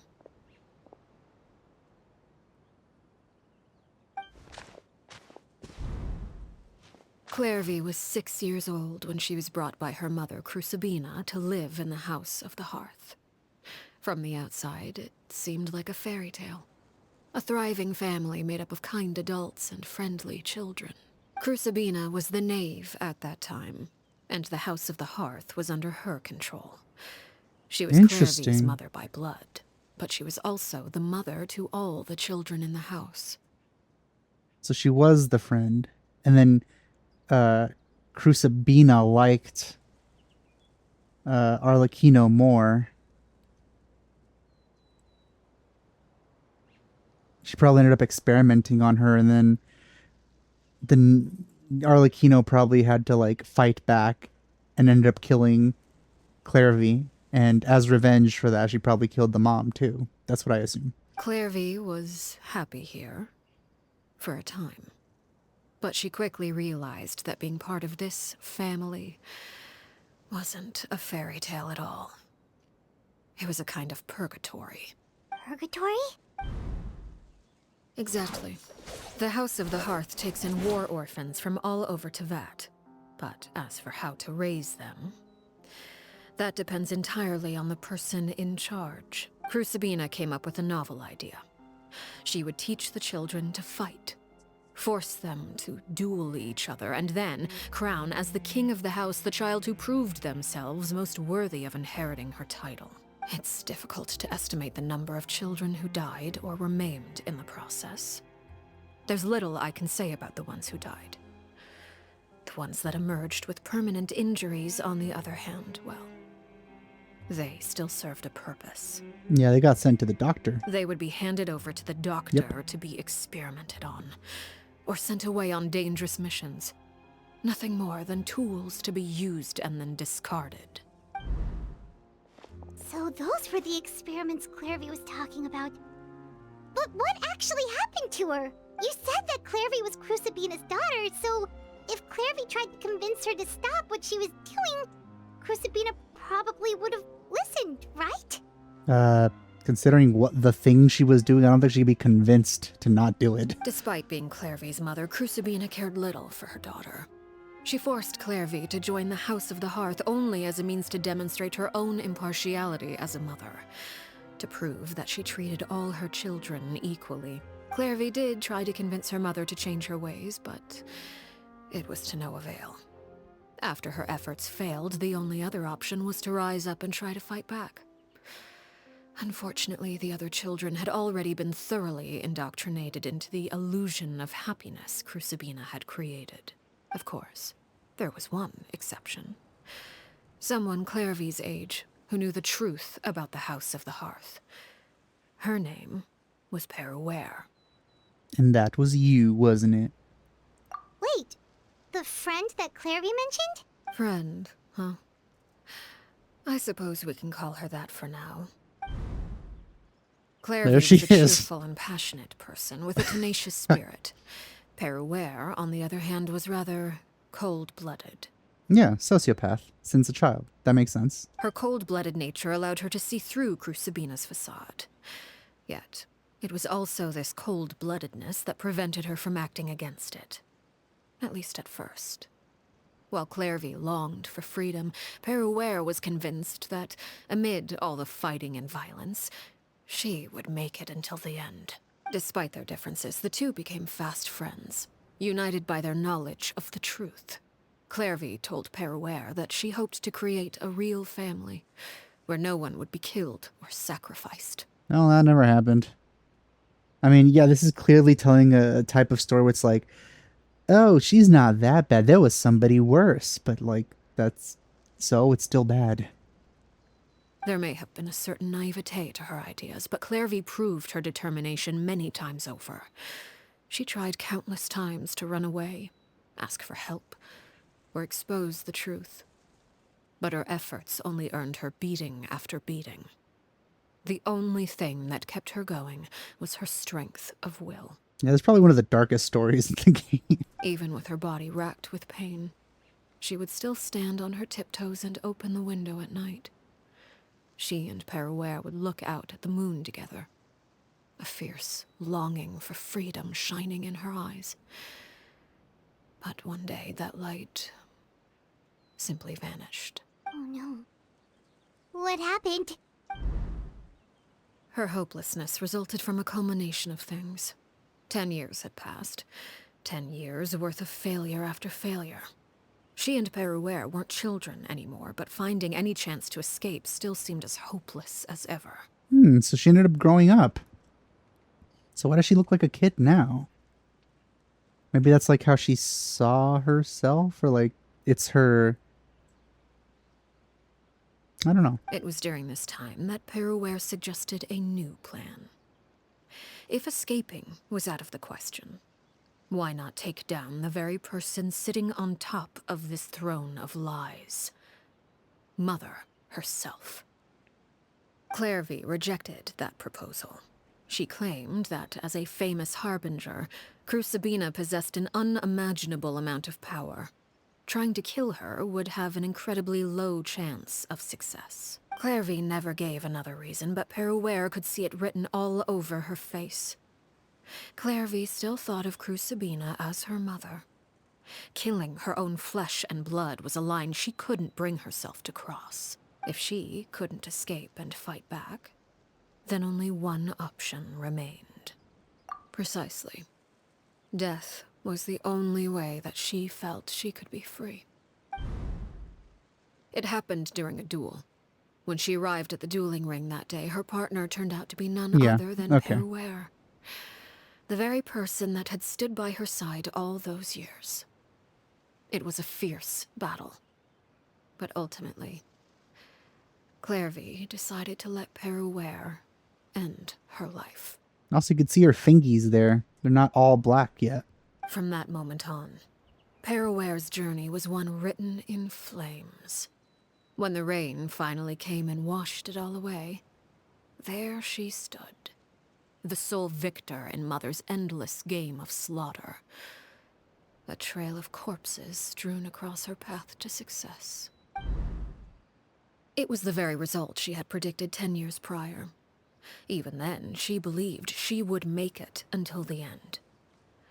She wasn't surprised by the fact that she emerged as Mother's undisputed heir. Rather, her success left her with an inexplicable sense of restlessness. She was unsettled. And there was only one thing that could quell that sensation. Perhaps you two would like to take a guess as to what it was? Crucibina, you mean? But... Correct. This is the place where Peruware killed her best friend. A mere year later, this is also the place where she fought tooth and nail to kill the mother they shared. The moment she acted, any conception of what was right or wrong ceased to matter. It's one of the principles of the house. Only those who survive get to write the rules. Peruware won the battle, and became a harbinger herself. After which Her Majesty, the Tsaritsa, bestowed upon her a new name. Arlecchino. I mean, oh no, oh my god, it was... Oh, what? So the Perry Clairvy was talking about... It was you all along. You're Peruware. Arlecchino is just a name you got later. I left that name behind long ago. I must say, hearing it now does bring back memories. After I defeated Crucibina, the moniker of Mother died with her. I chose to forego the title she called herself, and even chose to give up my own name. I rebuilt the House of the Hearth under a new identity. Not only as Arlecchino, but as father. But, you know, we still kill people who want to leave. And that is where the story ends. Any more questions? Yeah. Based on what you just told us, Clairvy wasn't a little kid when she was killed. So the Clairvy we met... Was she really a spirit at all? I suppose you could call her an illusion born of flame. Her existence is like ashes to a fire. Something left over in the wake of blaze and ruin. You see, a certain power runs through my veins. It's not unlike a curse. My flames leave behind shadows of anything they consume. Of course, the chances of those shadows morphing into a sentient entity are exceedingly slim. Clairvy is a very special case. Clairvy died when she was 16 years old. But what emerged from the flames was her 6-year-old self. Her appearance wasn't the only thing affected. Most of her memories were lost to the blaze as well. Memory is a mysterious thing indeed. Losing a portion of your memories will alter your sense of self. Lose 10 years' worth, however, and it would be like living in the past. Like returning to a version of yourself that never grew up. No wonder Paimon got such a weird feeling when we were talking to her. Perhaps I should put it this way. Clairvy is someone trapped in time. It may seem like she exists with us in the present, but she truly lives in the confines of her own past. Yeah, that's what I thought. So if all of that is true, then you must have known about Clairvy for a long time. Indeed.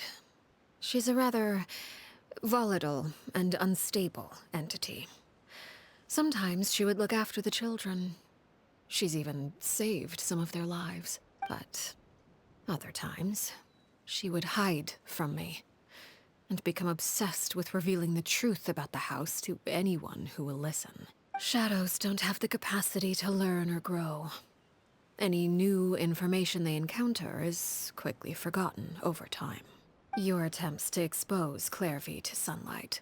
They failed, yes? The reason is actually quite simple. In Clairvy's mind, the house is impossible to escape. And it is this very perception that traps her there. But no matter. All I have to do is kill her again, and all will be resolved. I don't anticipate so much as a single speck of ash will be left behind this time. Wait! Paimon can understand why you might want her gone, but isn't there another way? Yeah, that's really good voice acting from Paimon right now. So what if she's trapped in her 6-year-old self? She's still your friend! At least talk to her first! It's too late for that.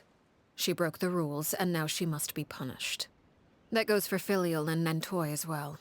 She's had quite the effect on them. I hope you understand. The difference between Crucibina and myself lies in our formulation of the rules, not our policy for enforcing them. Upholding the rules without question is a trait we both share, because that is how a household should be run.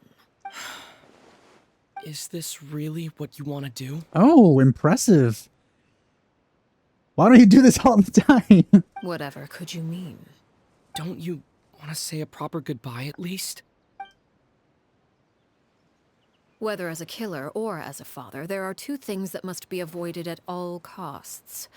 Anger and sorrow. Anger makes you impulsive. Sorrow causes you to waver. Well, it appears it's about time to proceed. Before we arrived, I told some of my well-behaved children to bring our troublemakers here by nightfall. I do believe I've kept my end of the deal. I gave your friends quite a bit more time. As for what happens now, we'll just have to wait and see. Oh, I should collect that.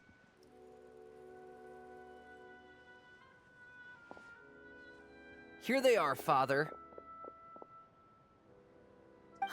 You gonna execute him? Seeing something like that would actually be a first for me. Lenny! I'm sorry. I heard about how you helped buy us more time, but I still failed. I couldn't find a way to fulfill her wish. Huh? Are you... Perry? Indeed, it's been a while, Clairvy. Perry! Shh. Stay right there. I'm sorry to postpone our reunion, but first I believe certain scores need settling.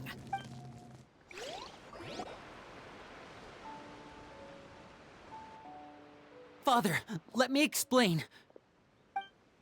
Out of my way. Father! You chose to conceal a threat to the house. And for that, you must be punished. Overall, however, I suppose your wrongdoing is hardly the most egregious of the bunch, so I'll deal with your punishments later. As for right now, the more pressing concerns are the traitors among us. By traitors? Do you mean us? Father, let me explain. We didn't mean to... Fultz, why don't you share what you heard? Yes, Father. Secret Midnight Meeting number 3. Participants... Filial, Nantoy, Sato, Toddy. Nantoy clearly said, if only Father wasn't the one who took us in. Sato added, I'm sick of this life. I just want to live as a normal person. Filial was the worst of them all. She called us crazies and said a bunch of mean things about Father. Deserved. I did not!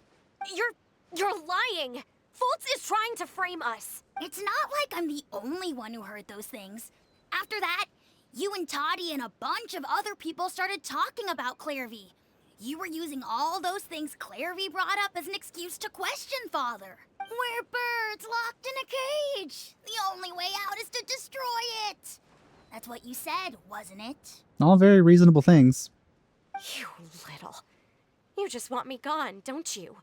What did I ever do to you, huh? And you, Sheplo, have you forgotten who stood by your sickbed, watched over you, and changed your dressings? Come on, let's hear it then.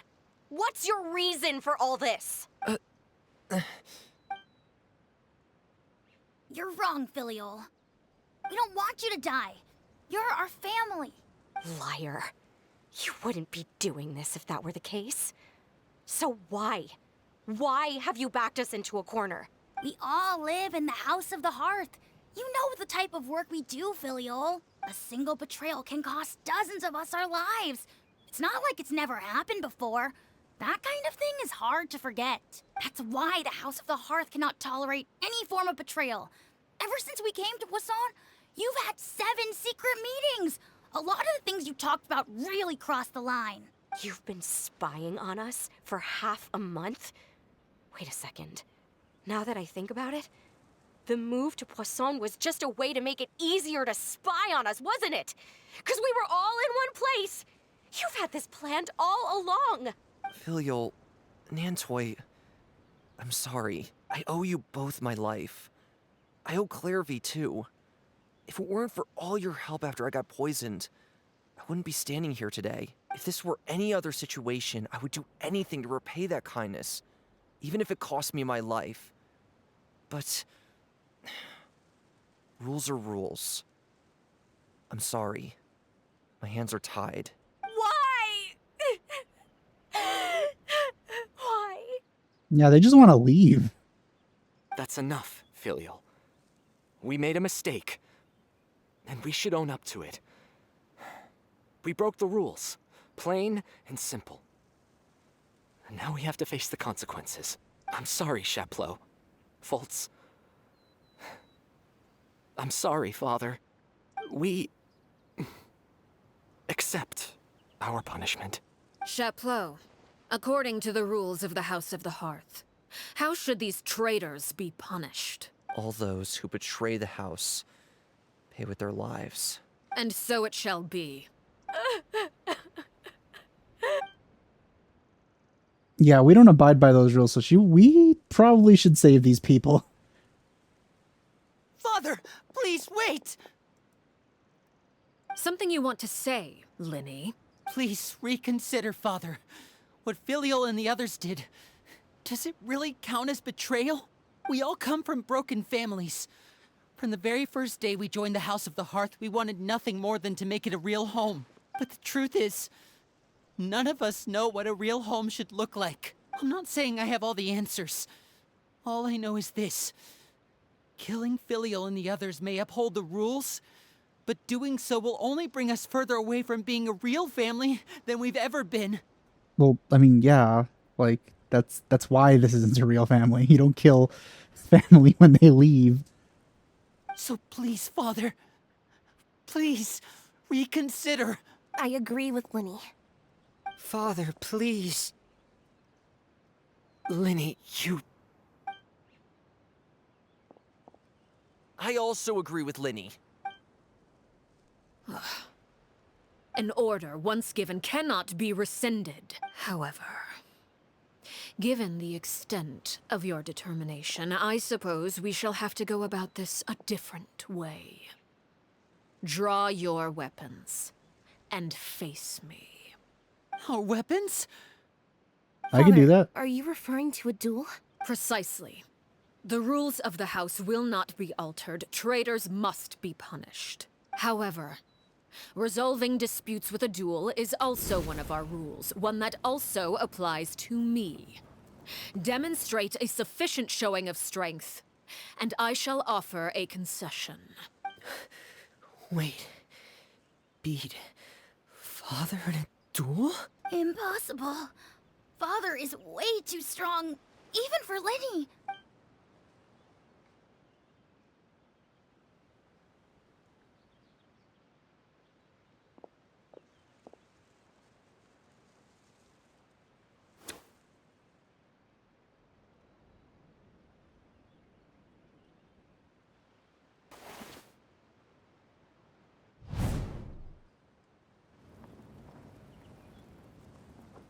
Did you hear that, Traveler?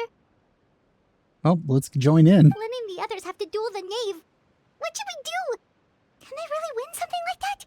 If they lose, those people from the house are really gonna be executed. Hey, are you listening?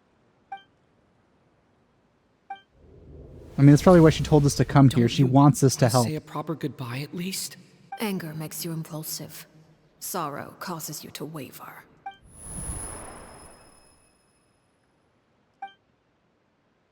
Oh. Looking at that expression on her face, she seems really serious about this. Guess that means there's no chance she's throwing the duel on purpose, huh? When guests are around, families are often on their best behavior. And any disputes are less likely to escalate. When the time comes, make the choice that you deem most appropriate in the situation, and lend your help to the House of the Hearth. What's wrong, Traveler? Hey, where are you going?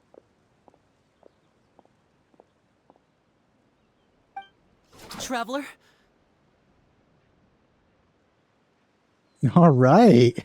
You're asking to join the duel against the knave? I'll allow it. We do have a ready-made dueling ring at our disposal, after all. All I would advise is this. Keep a firm grasp on your weapon, and give it your all. Any less, and you may just lose your life.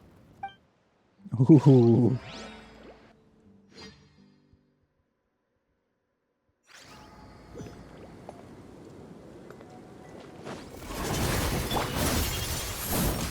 Don't be scared.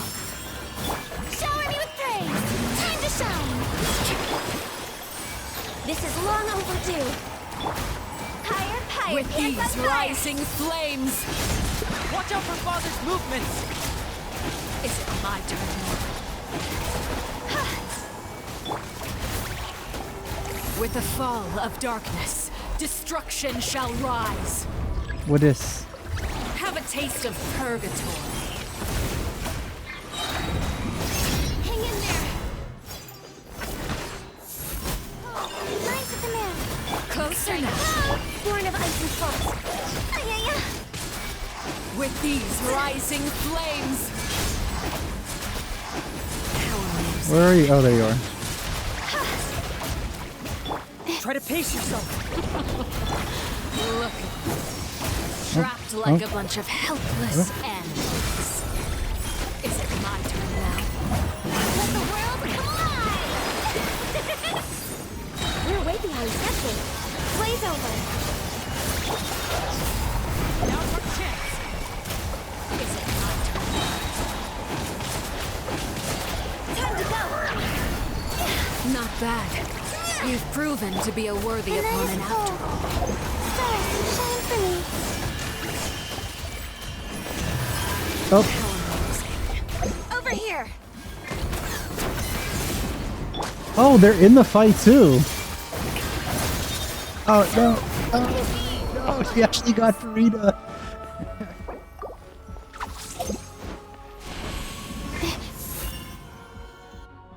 No, why did it have to be Farina?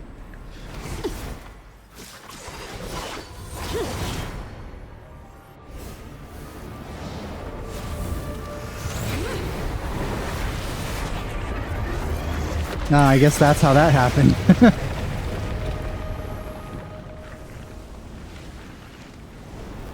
That must mean Clarivy would have been really strong too. Ugh. Not a fan of her design still. The wing stuff looks pretty cool though. Is this the second? Oh, it is the second! Has been seared Not away. now. My blade is all that remains. Shower me with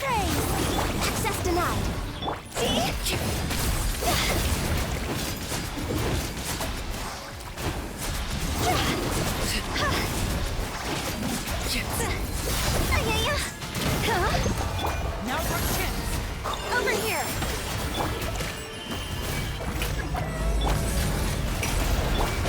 Let's see how strong your resolve truly is. Oh no, not Hu Tao. Next. This is actually pretty hard. Movements! Look out! No.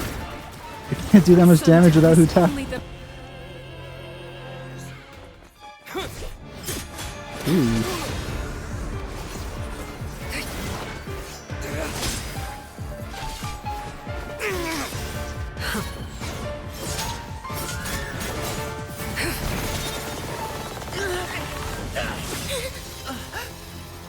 Good thing a regular sword can stop that. You should know better than to crowd in one place.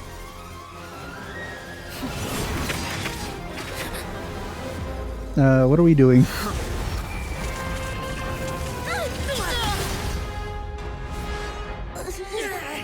Oh, I know.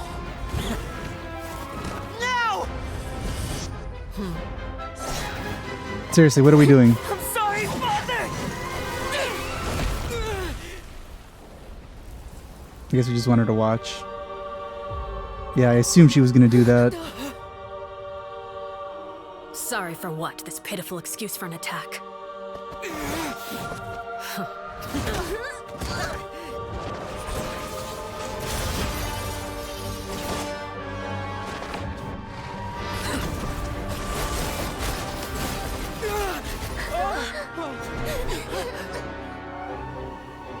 Oh, what?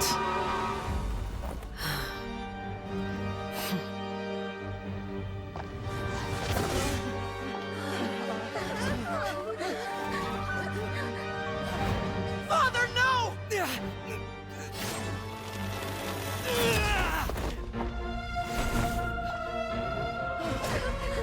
Made it out, did you? You're stronger than I expected. And we haven't even used any elements at all.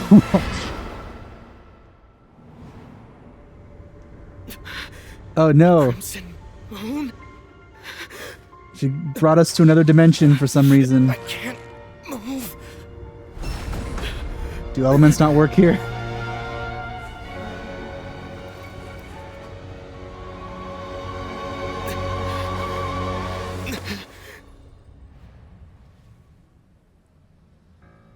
Still, not strong enough to beat me. Well, we didn't even try. We used 0 out of a lot of elements. I forgot how many we had. And we were using a dull sword. That doesn't count. Oh, I guess it does count if we're like dumb enough not to use them, but still.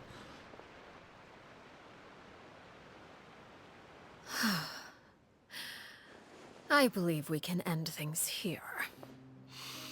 It's not often that we get to enjoy the company of guests, after all. We wouldn't want things to get too out of hand. We can make stuff appear and throw things at her too, but we didn't do any of that. Brother, are you alright? Lenny. Given that I am the victor of this duel, as agreed, the punishment stands. No! I never thought things would end like this. However, everyone involved in the duel demonstrated a remarkable level of strength and determination.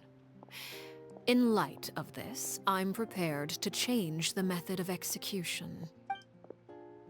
LAR, the bottled flames I gave you for safekeeping. Do you still have them? Yes? I wasn't sure what they were for, but I've kept them super safe. I didn't lose a single one. Wonderful. Then, in just a moment, I'll have you administer them. Bottled flames? Indeed. They're the product of a secret experiment. Under certain special circumstances, flames can be extracted from my person and preserved. Once ingested, searing pain will spread across every inch of your body. Ah, okay. No harm will come to you physically, but your memories will be burned away. All right, so now she could get rid of the knowledge that people have of the House of the Hearth without actually killing them. If you can withstand the pain. When you awake, you'll have forgotten everything you know about the House of the Hearth, and will be expelled from the organization.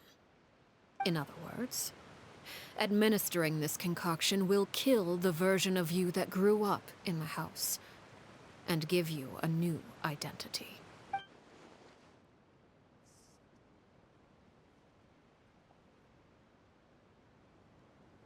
Oh, so that's what they were going with. Okay.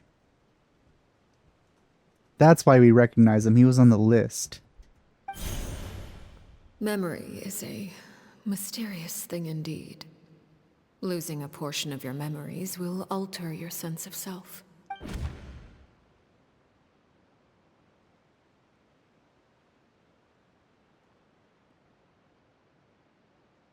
I mean, I sort of agree with her. So, you're just letting us go, Father? You misunderstand. Memories are extremely important. Once consumed by flame, the version of you standing before me will die, and our secrets will die with you. So no, I don't intend to just let you go, because the person who survives will be nothing but a stranger. Even so, I won't have to live in fear anymore. I'm sorry, Father. I'm sorry I let you down. But I really... Don't cry, Filial. You haven't left the house yet, so there are still rules to be followed, yes? Remember what I taught you. Anger makes you impulsive, sorrow causes you to waver. Of course. I'll remember. I mean, that's easy for her. She doesn't have any, really. Dry your tears, and go pursue the life you really want. Yes, Father. Chaplot, Foltz, Elwar. Take them back to Poisson. And bring Linny and the others as well. I still want to see the Traveler go all out, but we have not seen that whatsoever. The closest thing that we saw was when he fought Child. But that was a long time ago, and we've not used our full strength ever again. I prepared 3 extra vials of bottled flames. As for whether to take them, the choice is yours. Goodbye, children. The next time we meet, I will no longer be your father. Thank you for all you've done for the house. I hope you have bright futures ahead of you.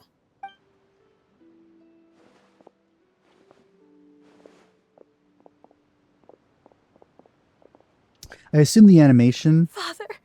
is going to be about Claire V and Arlecchino. Let's go.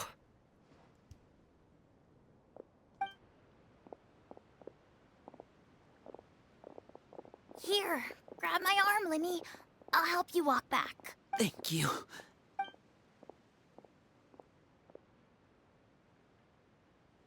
Claire V.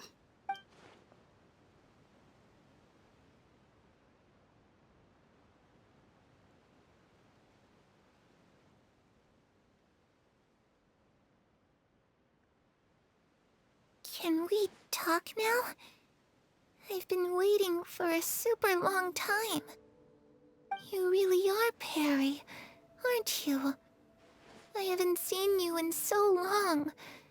How come you're all grown up? Wait, did I somehow travel to the future on accident? Or am I dreaming? What a long dream. Neither.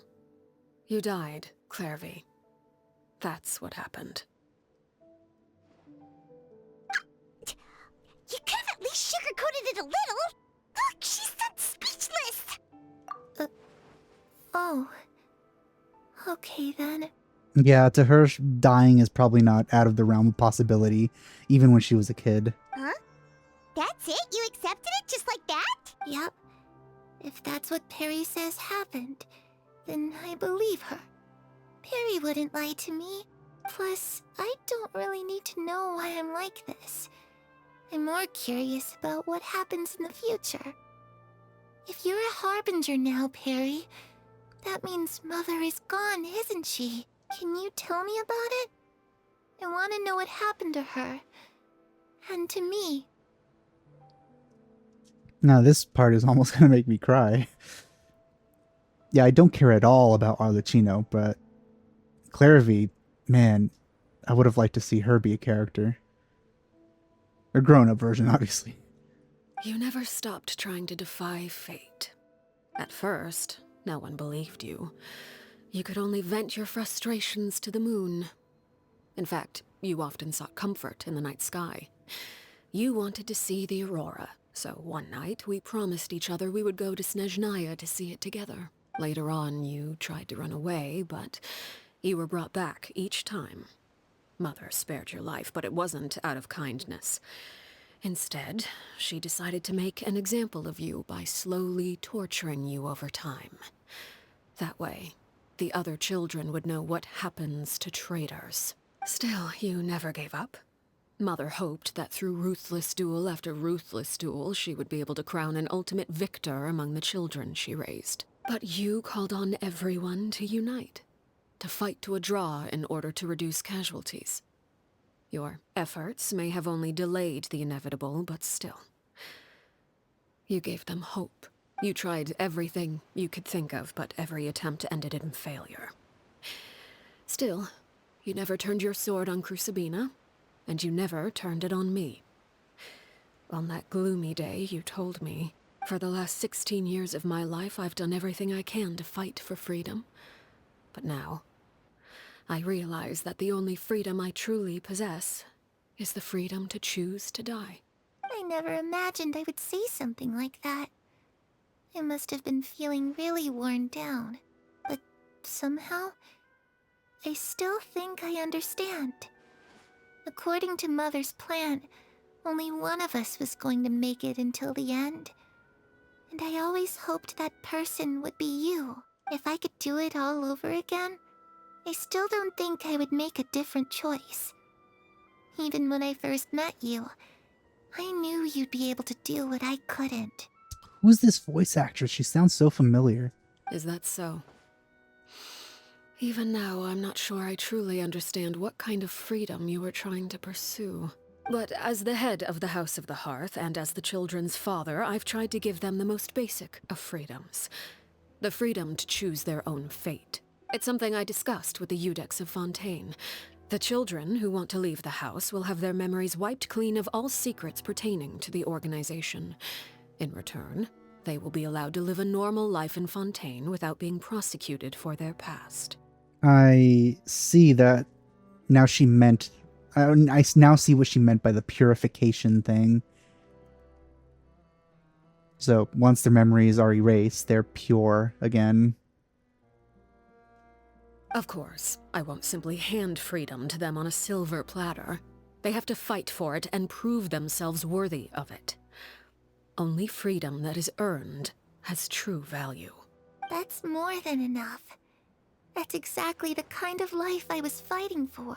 You know, Perry, I think you're a pretty amazing king, and a really great father, too.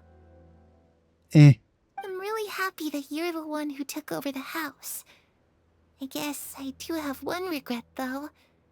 I still haven't seen the outside world.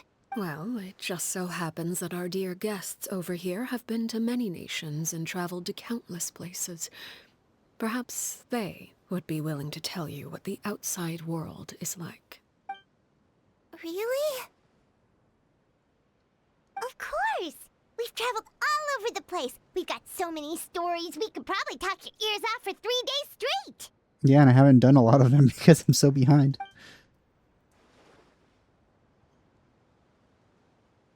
Can we go in order? You know, I used to dream of being a bard, playing the lute while singing into the winds of freedom. Even if there was no one there to listen, I would have continued to sing no matter what. Ah, that's where Mora comes from. I never knew that before. If I had some Mora, I would buy 3 new dresses. One for me, one for Perry, and one for Mother. It's just too bad Perry doesn't like wearing dresses. And Mother, well, she probably wouldn't accept something like that either. I guess I just have to keep them all for me then. I could wear a different one every day. Those yokai you mentioned, what do they look like? I once saw a drawing of this one guy with horns on his head and a super scary face. Are there any yokai like that? Oh, sounds like you're talking about an Oni. Yep, we've met one, and let Paimon tell you, they're not nearly as scary as they look. I was always too afraid to skip Mother's fighting lessons, but at the academia, I bet you could do all sorts of secret things in class. Things that have nothing to do with studying. I'm just kidding. Being able to study whatever you want without having to fear for your life actually sounds pretty great.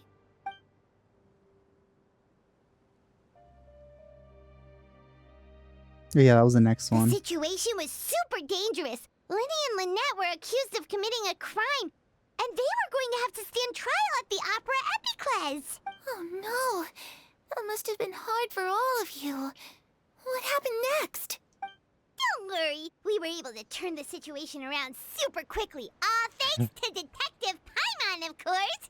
How'd you do that? Come on, tell me. Okay, so it was like this. After the failed magic show, we rushed to the scene and...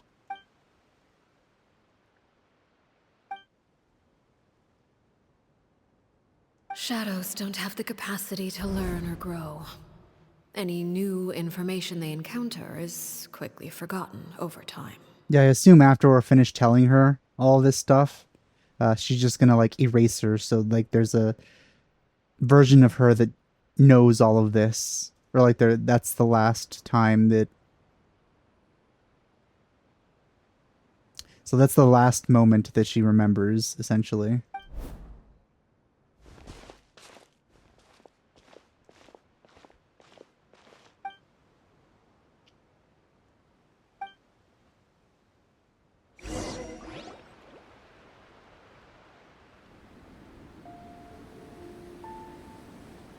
Clairvy, you've worked tirelessly from the shadows to overthrow the House of the Hearth.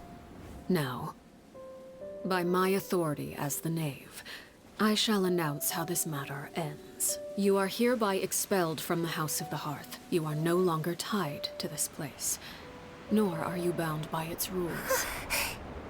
You're saying that I can finally leave? I get to experience the outside world as well?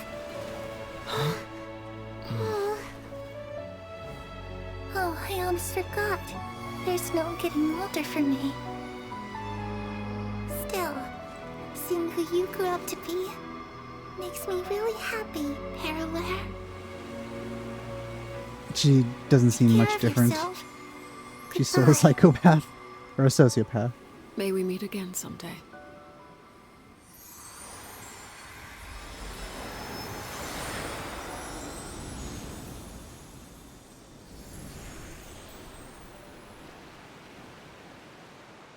Clairvy. She left so soon. Paimon didn't even get to finish her story. I also have certain sentiments left unsaid. I wanted to tell her that the aurora I saw in Snezhnaya was just as beautiful as the ones in the pictures. But a shadow's memories reset at dawn. Had we delayed any longer, we wouldn't have had the time to say goodbye. Whatever regrets may linger, let them be lost to the coming of a new day. Father? It's Linny! Hey, Linny!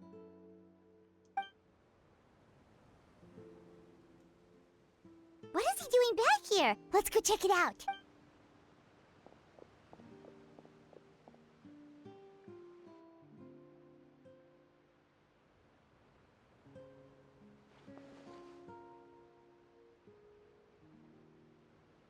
Father, the bottled flames have been administered. Filio and the others have left the house. And you? What have you decided? Thank you for giving us that choice, Father. But We never wanted to leave the house. It's the only home we've ever known. Lynette and Fremine feel the same way. I'm sure you're well aware of the expectations I have for you. I want you to follow in my footsteps and become the next king of the house. Yet you seem to have different ideas. Yeah, I feel like if Lenny ever takes over, it will finally be the end. Fortunately. Because this does need to end. I must admit, I'm rather surprised by your decision to stay. There's nothing wrong with choosing to live a quiet life. Leading this organization is a heavy responsibility, one not so easily carried by someone forced onto the throne. I just never understood what you saw in me. What made you believe I was deserving of that throne? He probably sees some of Clairvy in him. You're brave, talented, and, most importantly, you cherish your family. You would do anything to protect them, even if it costs you your life.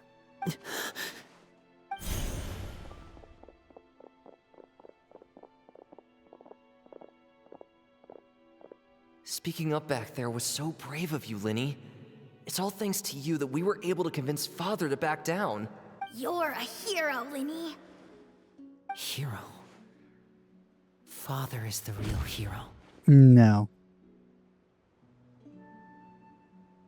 Had Father gone all out during the duel, there's no way I would have walked away with my life. True. She must have had it all planned from the beginning, from the very moment she suggested a duel. But we also didn't go all out. I'm not deserving of that title. I'm not strong enough or smart enough. You're wrong. In my opinion, all you need to be deserving of the throne is conviction and the necessary strength to act on it. We may have different ideas of what it means to be a family, but you can hardly be said to lack conviction. What you truly lack is strength. For someone of your talent, though, that's something that will come with time. Even without that strength, you still chose to face me in a duel, even though the odds were stacked against you. Father. No one knows what the future holds, what tragedy or triumph may be in store. If reaching a certain standard were required to go after what you want, I would never have succeeded in killing my predecessor. Strength may decide the ultimate victor, but those who let a lack of strength dictate their decisions or undermine their convictions will never be worthy of the throne. I wonder how she sees. I understand, Father. Thank you. Children must grow up to surpass their parents.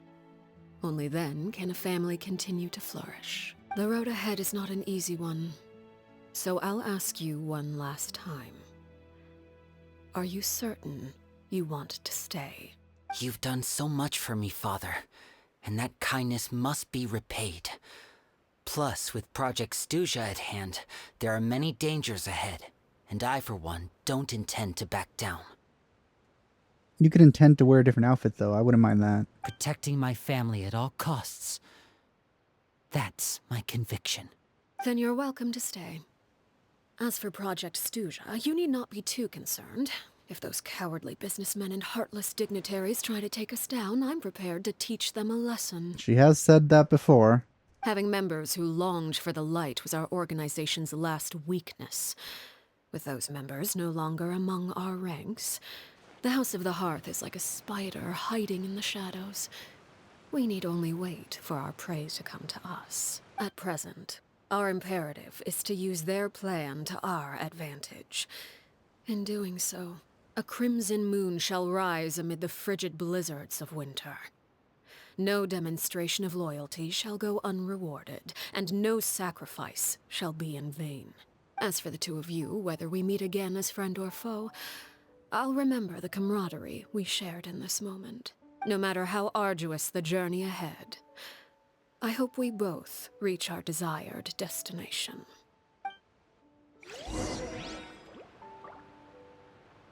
2 days.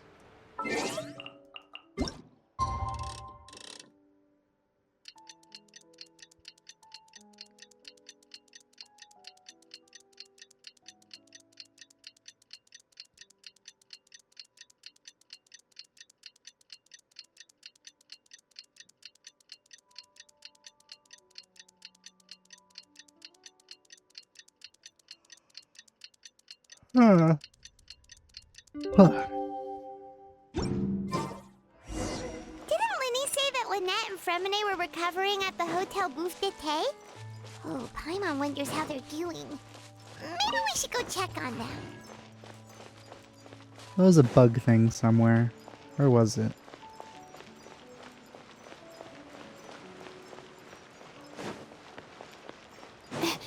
I almost never see those, so whenever I do, it's usually worth picking those up.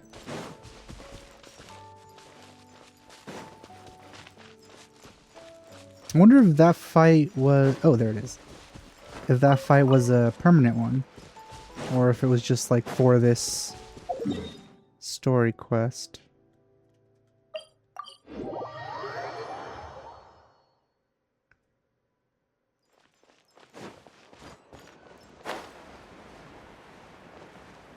Okay, I'm not gonna wait. Just do it all the way.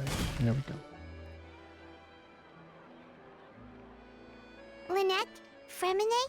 How are you feeling? Much better. Whew, what a relief. What about you? Are you feeling alright? I knew you'd come out unscathed.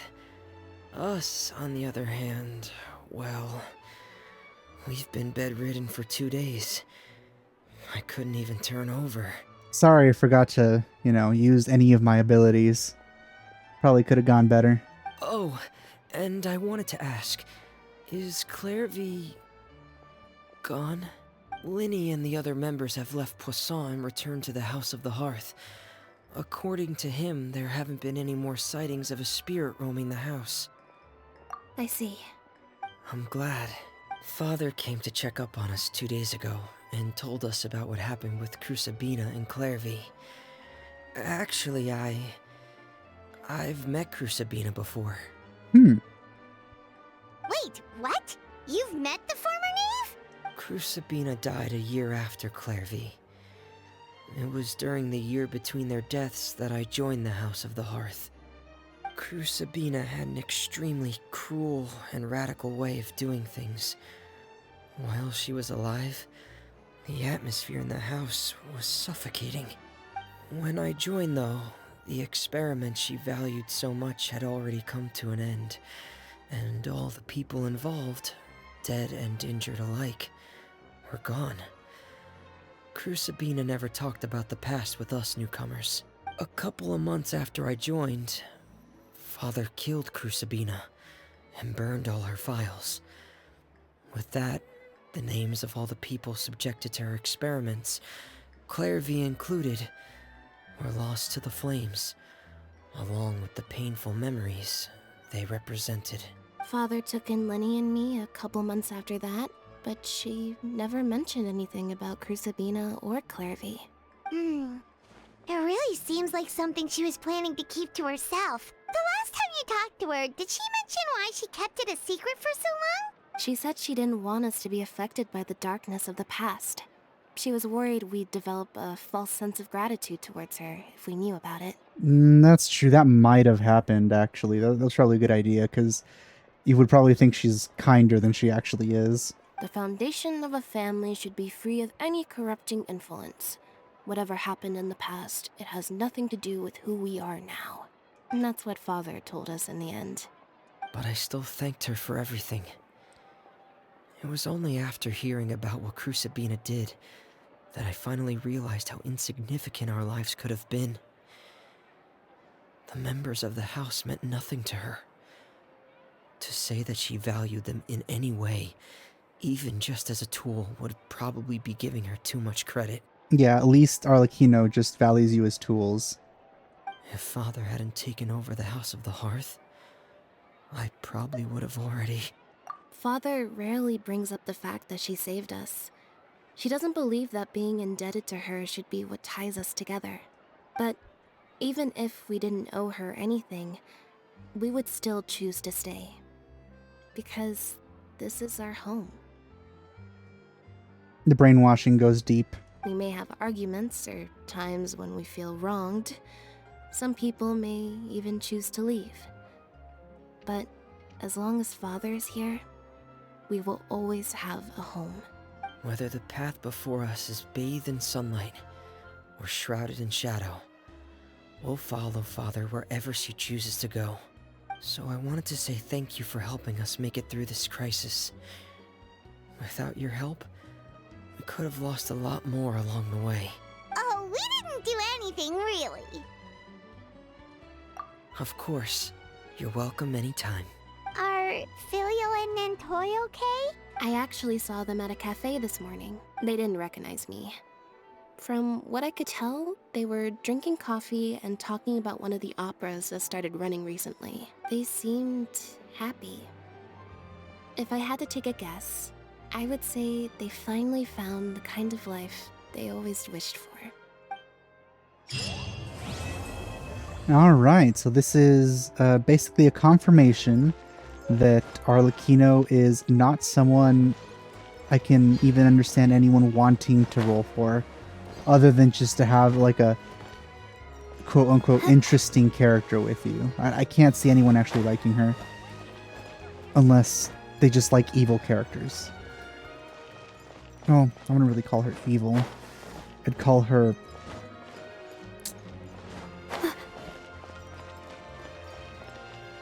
well, sociopathic is the word I've been using, and I think that fits her the best.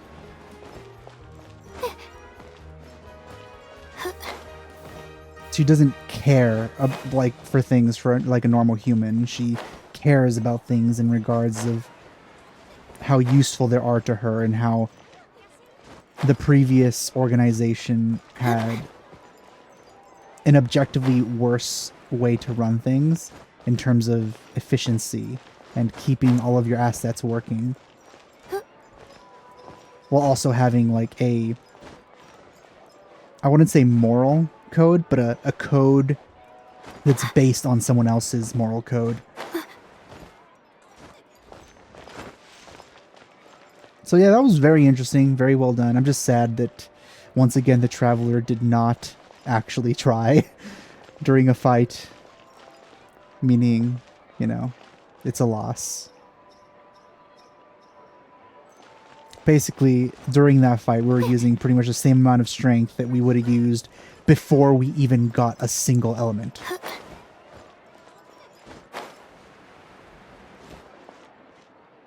And we've got a lot of elements already. 2 more to go, so... we have 5 elements. And we didn't use a single one. Anyway. That's it for now. I hope you enjoyed my reaction to Arlecchino's story quest. Thanks for watching. I'll see you guys next time. Bye.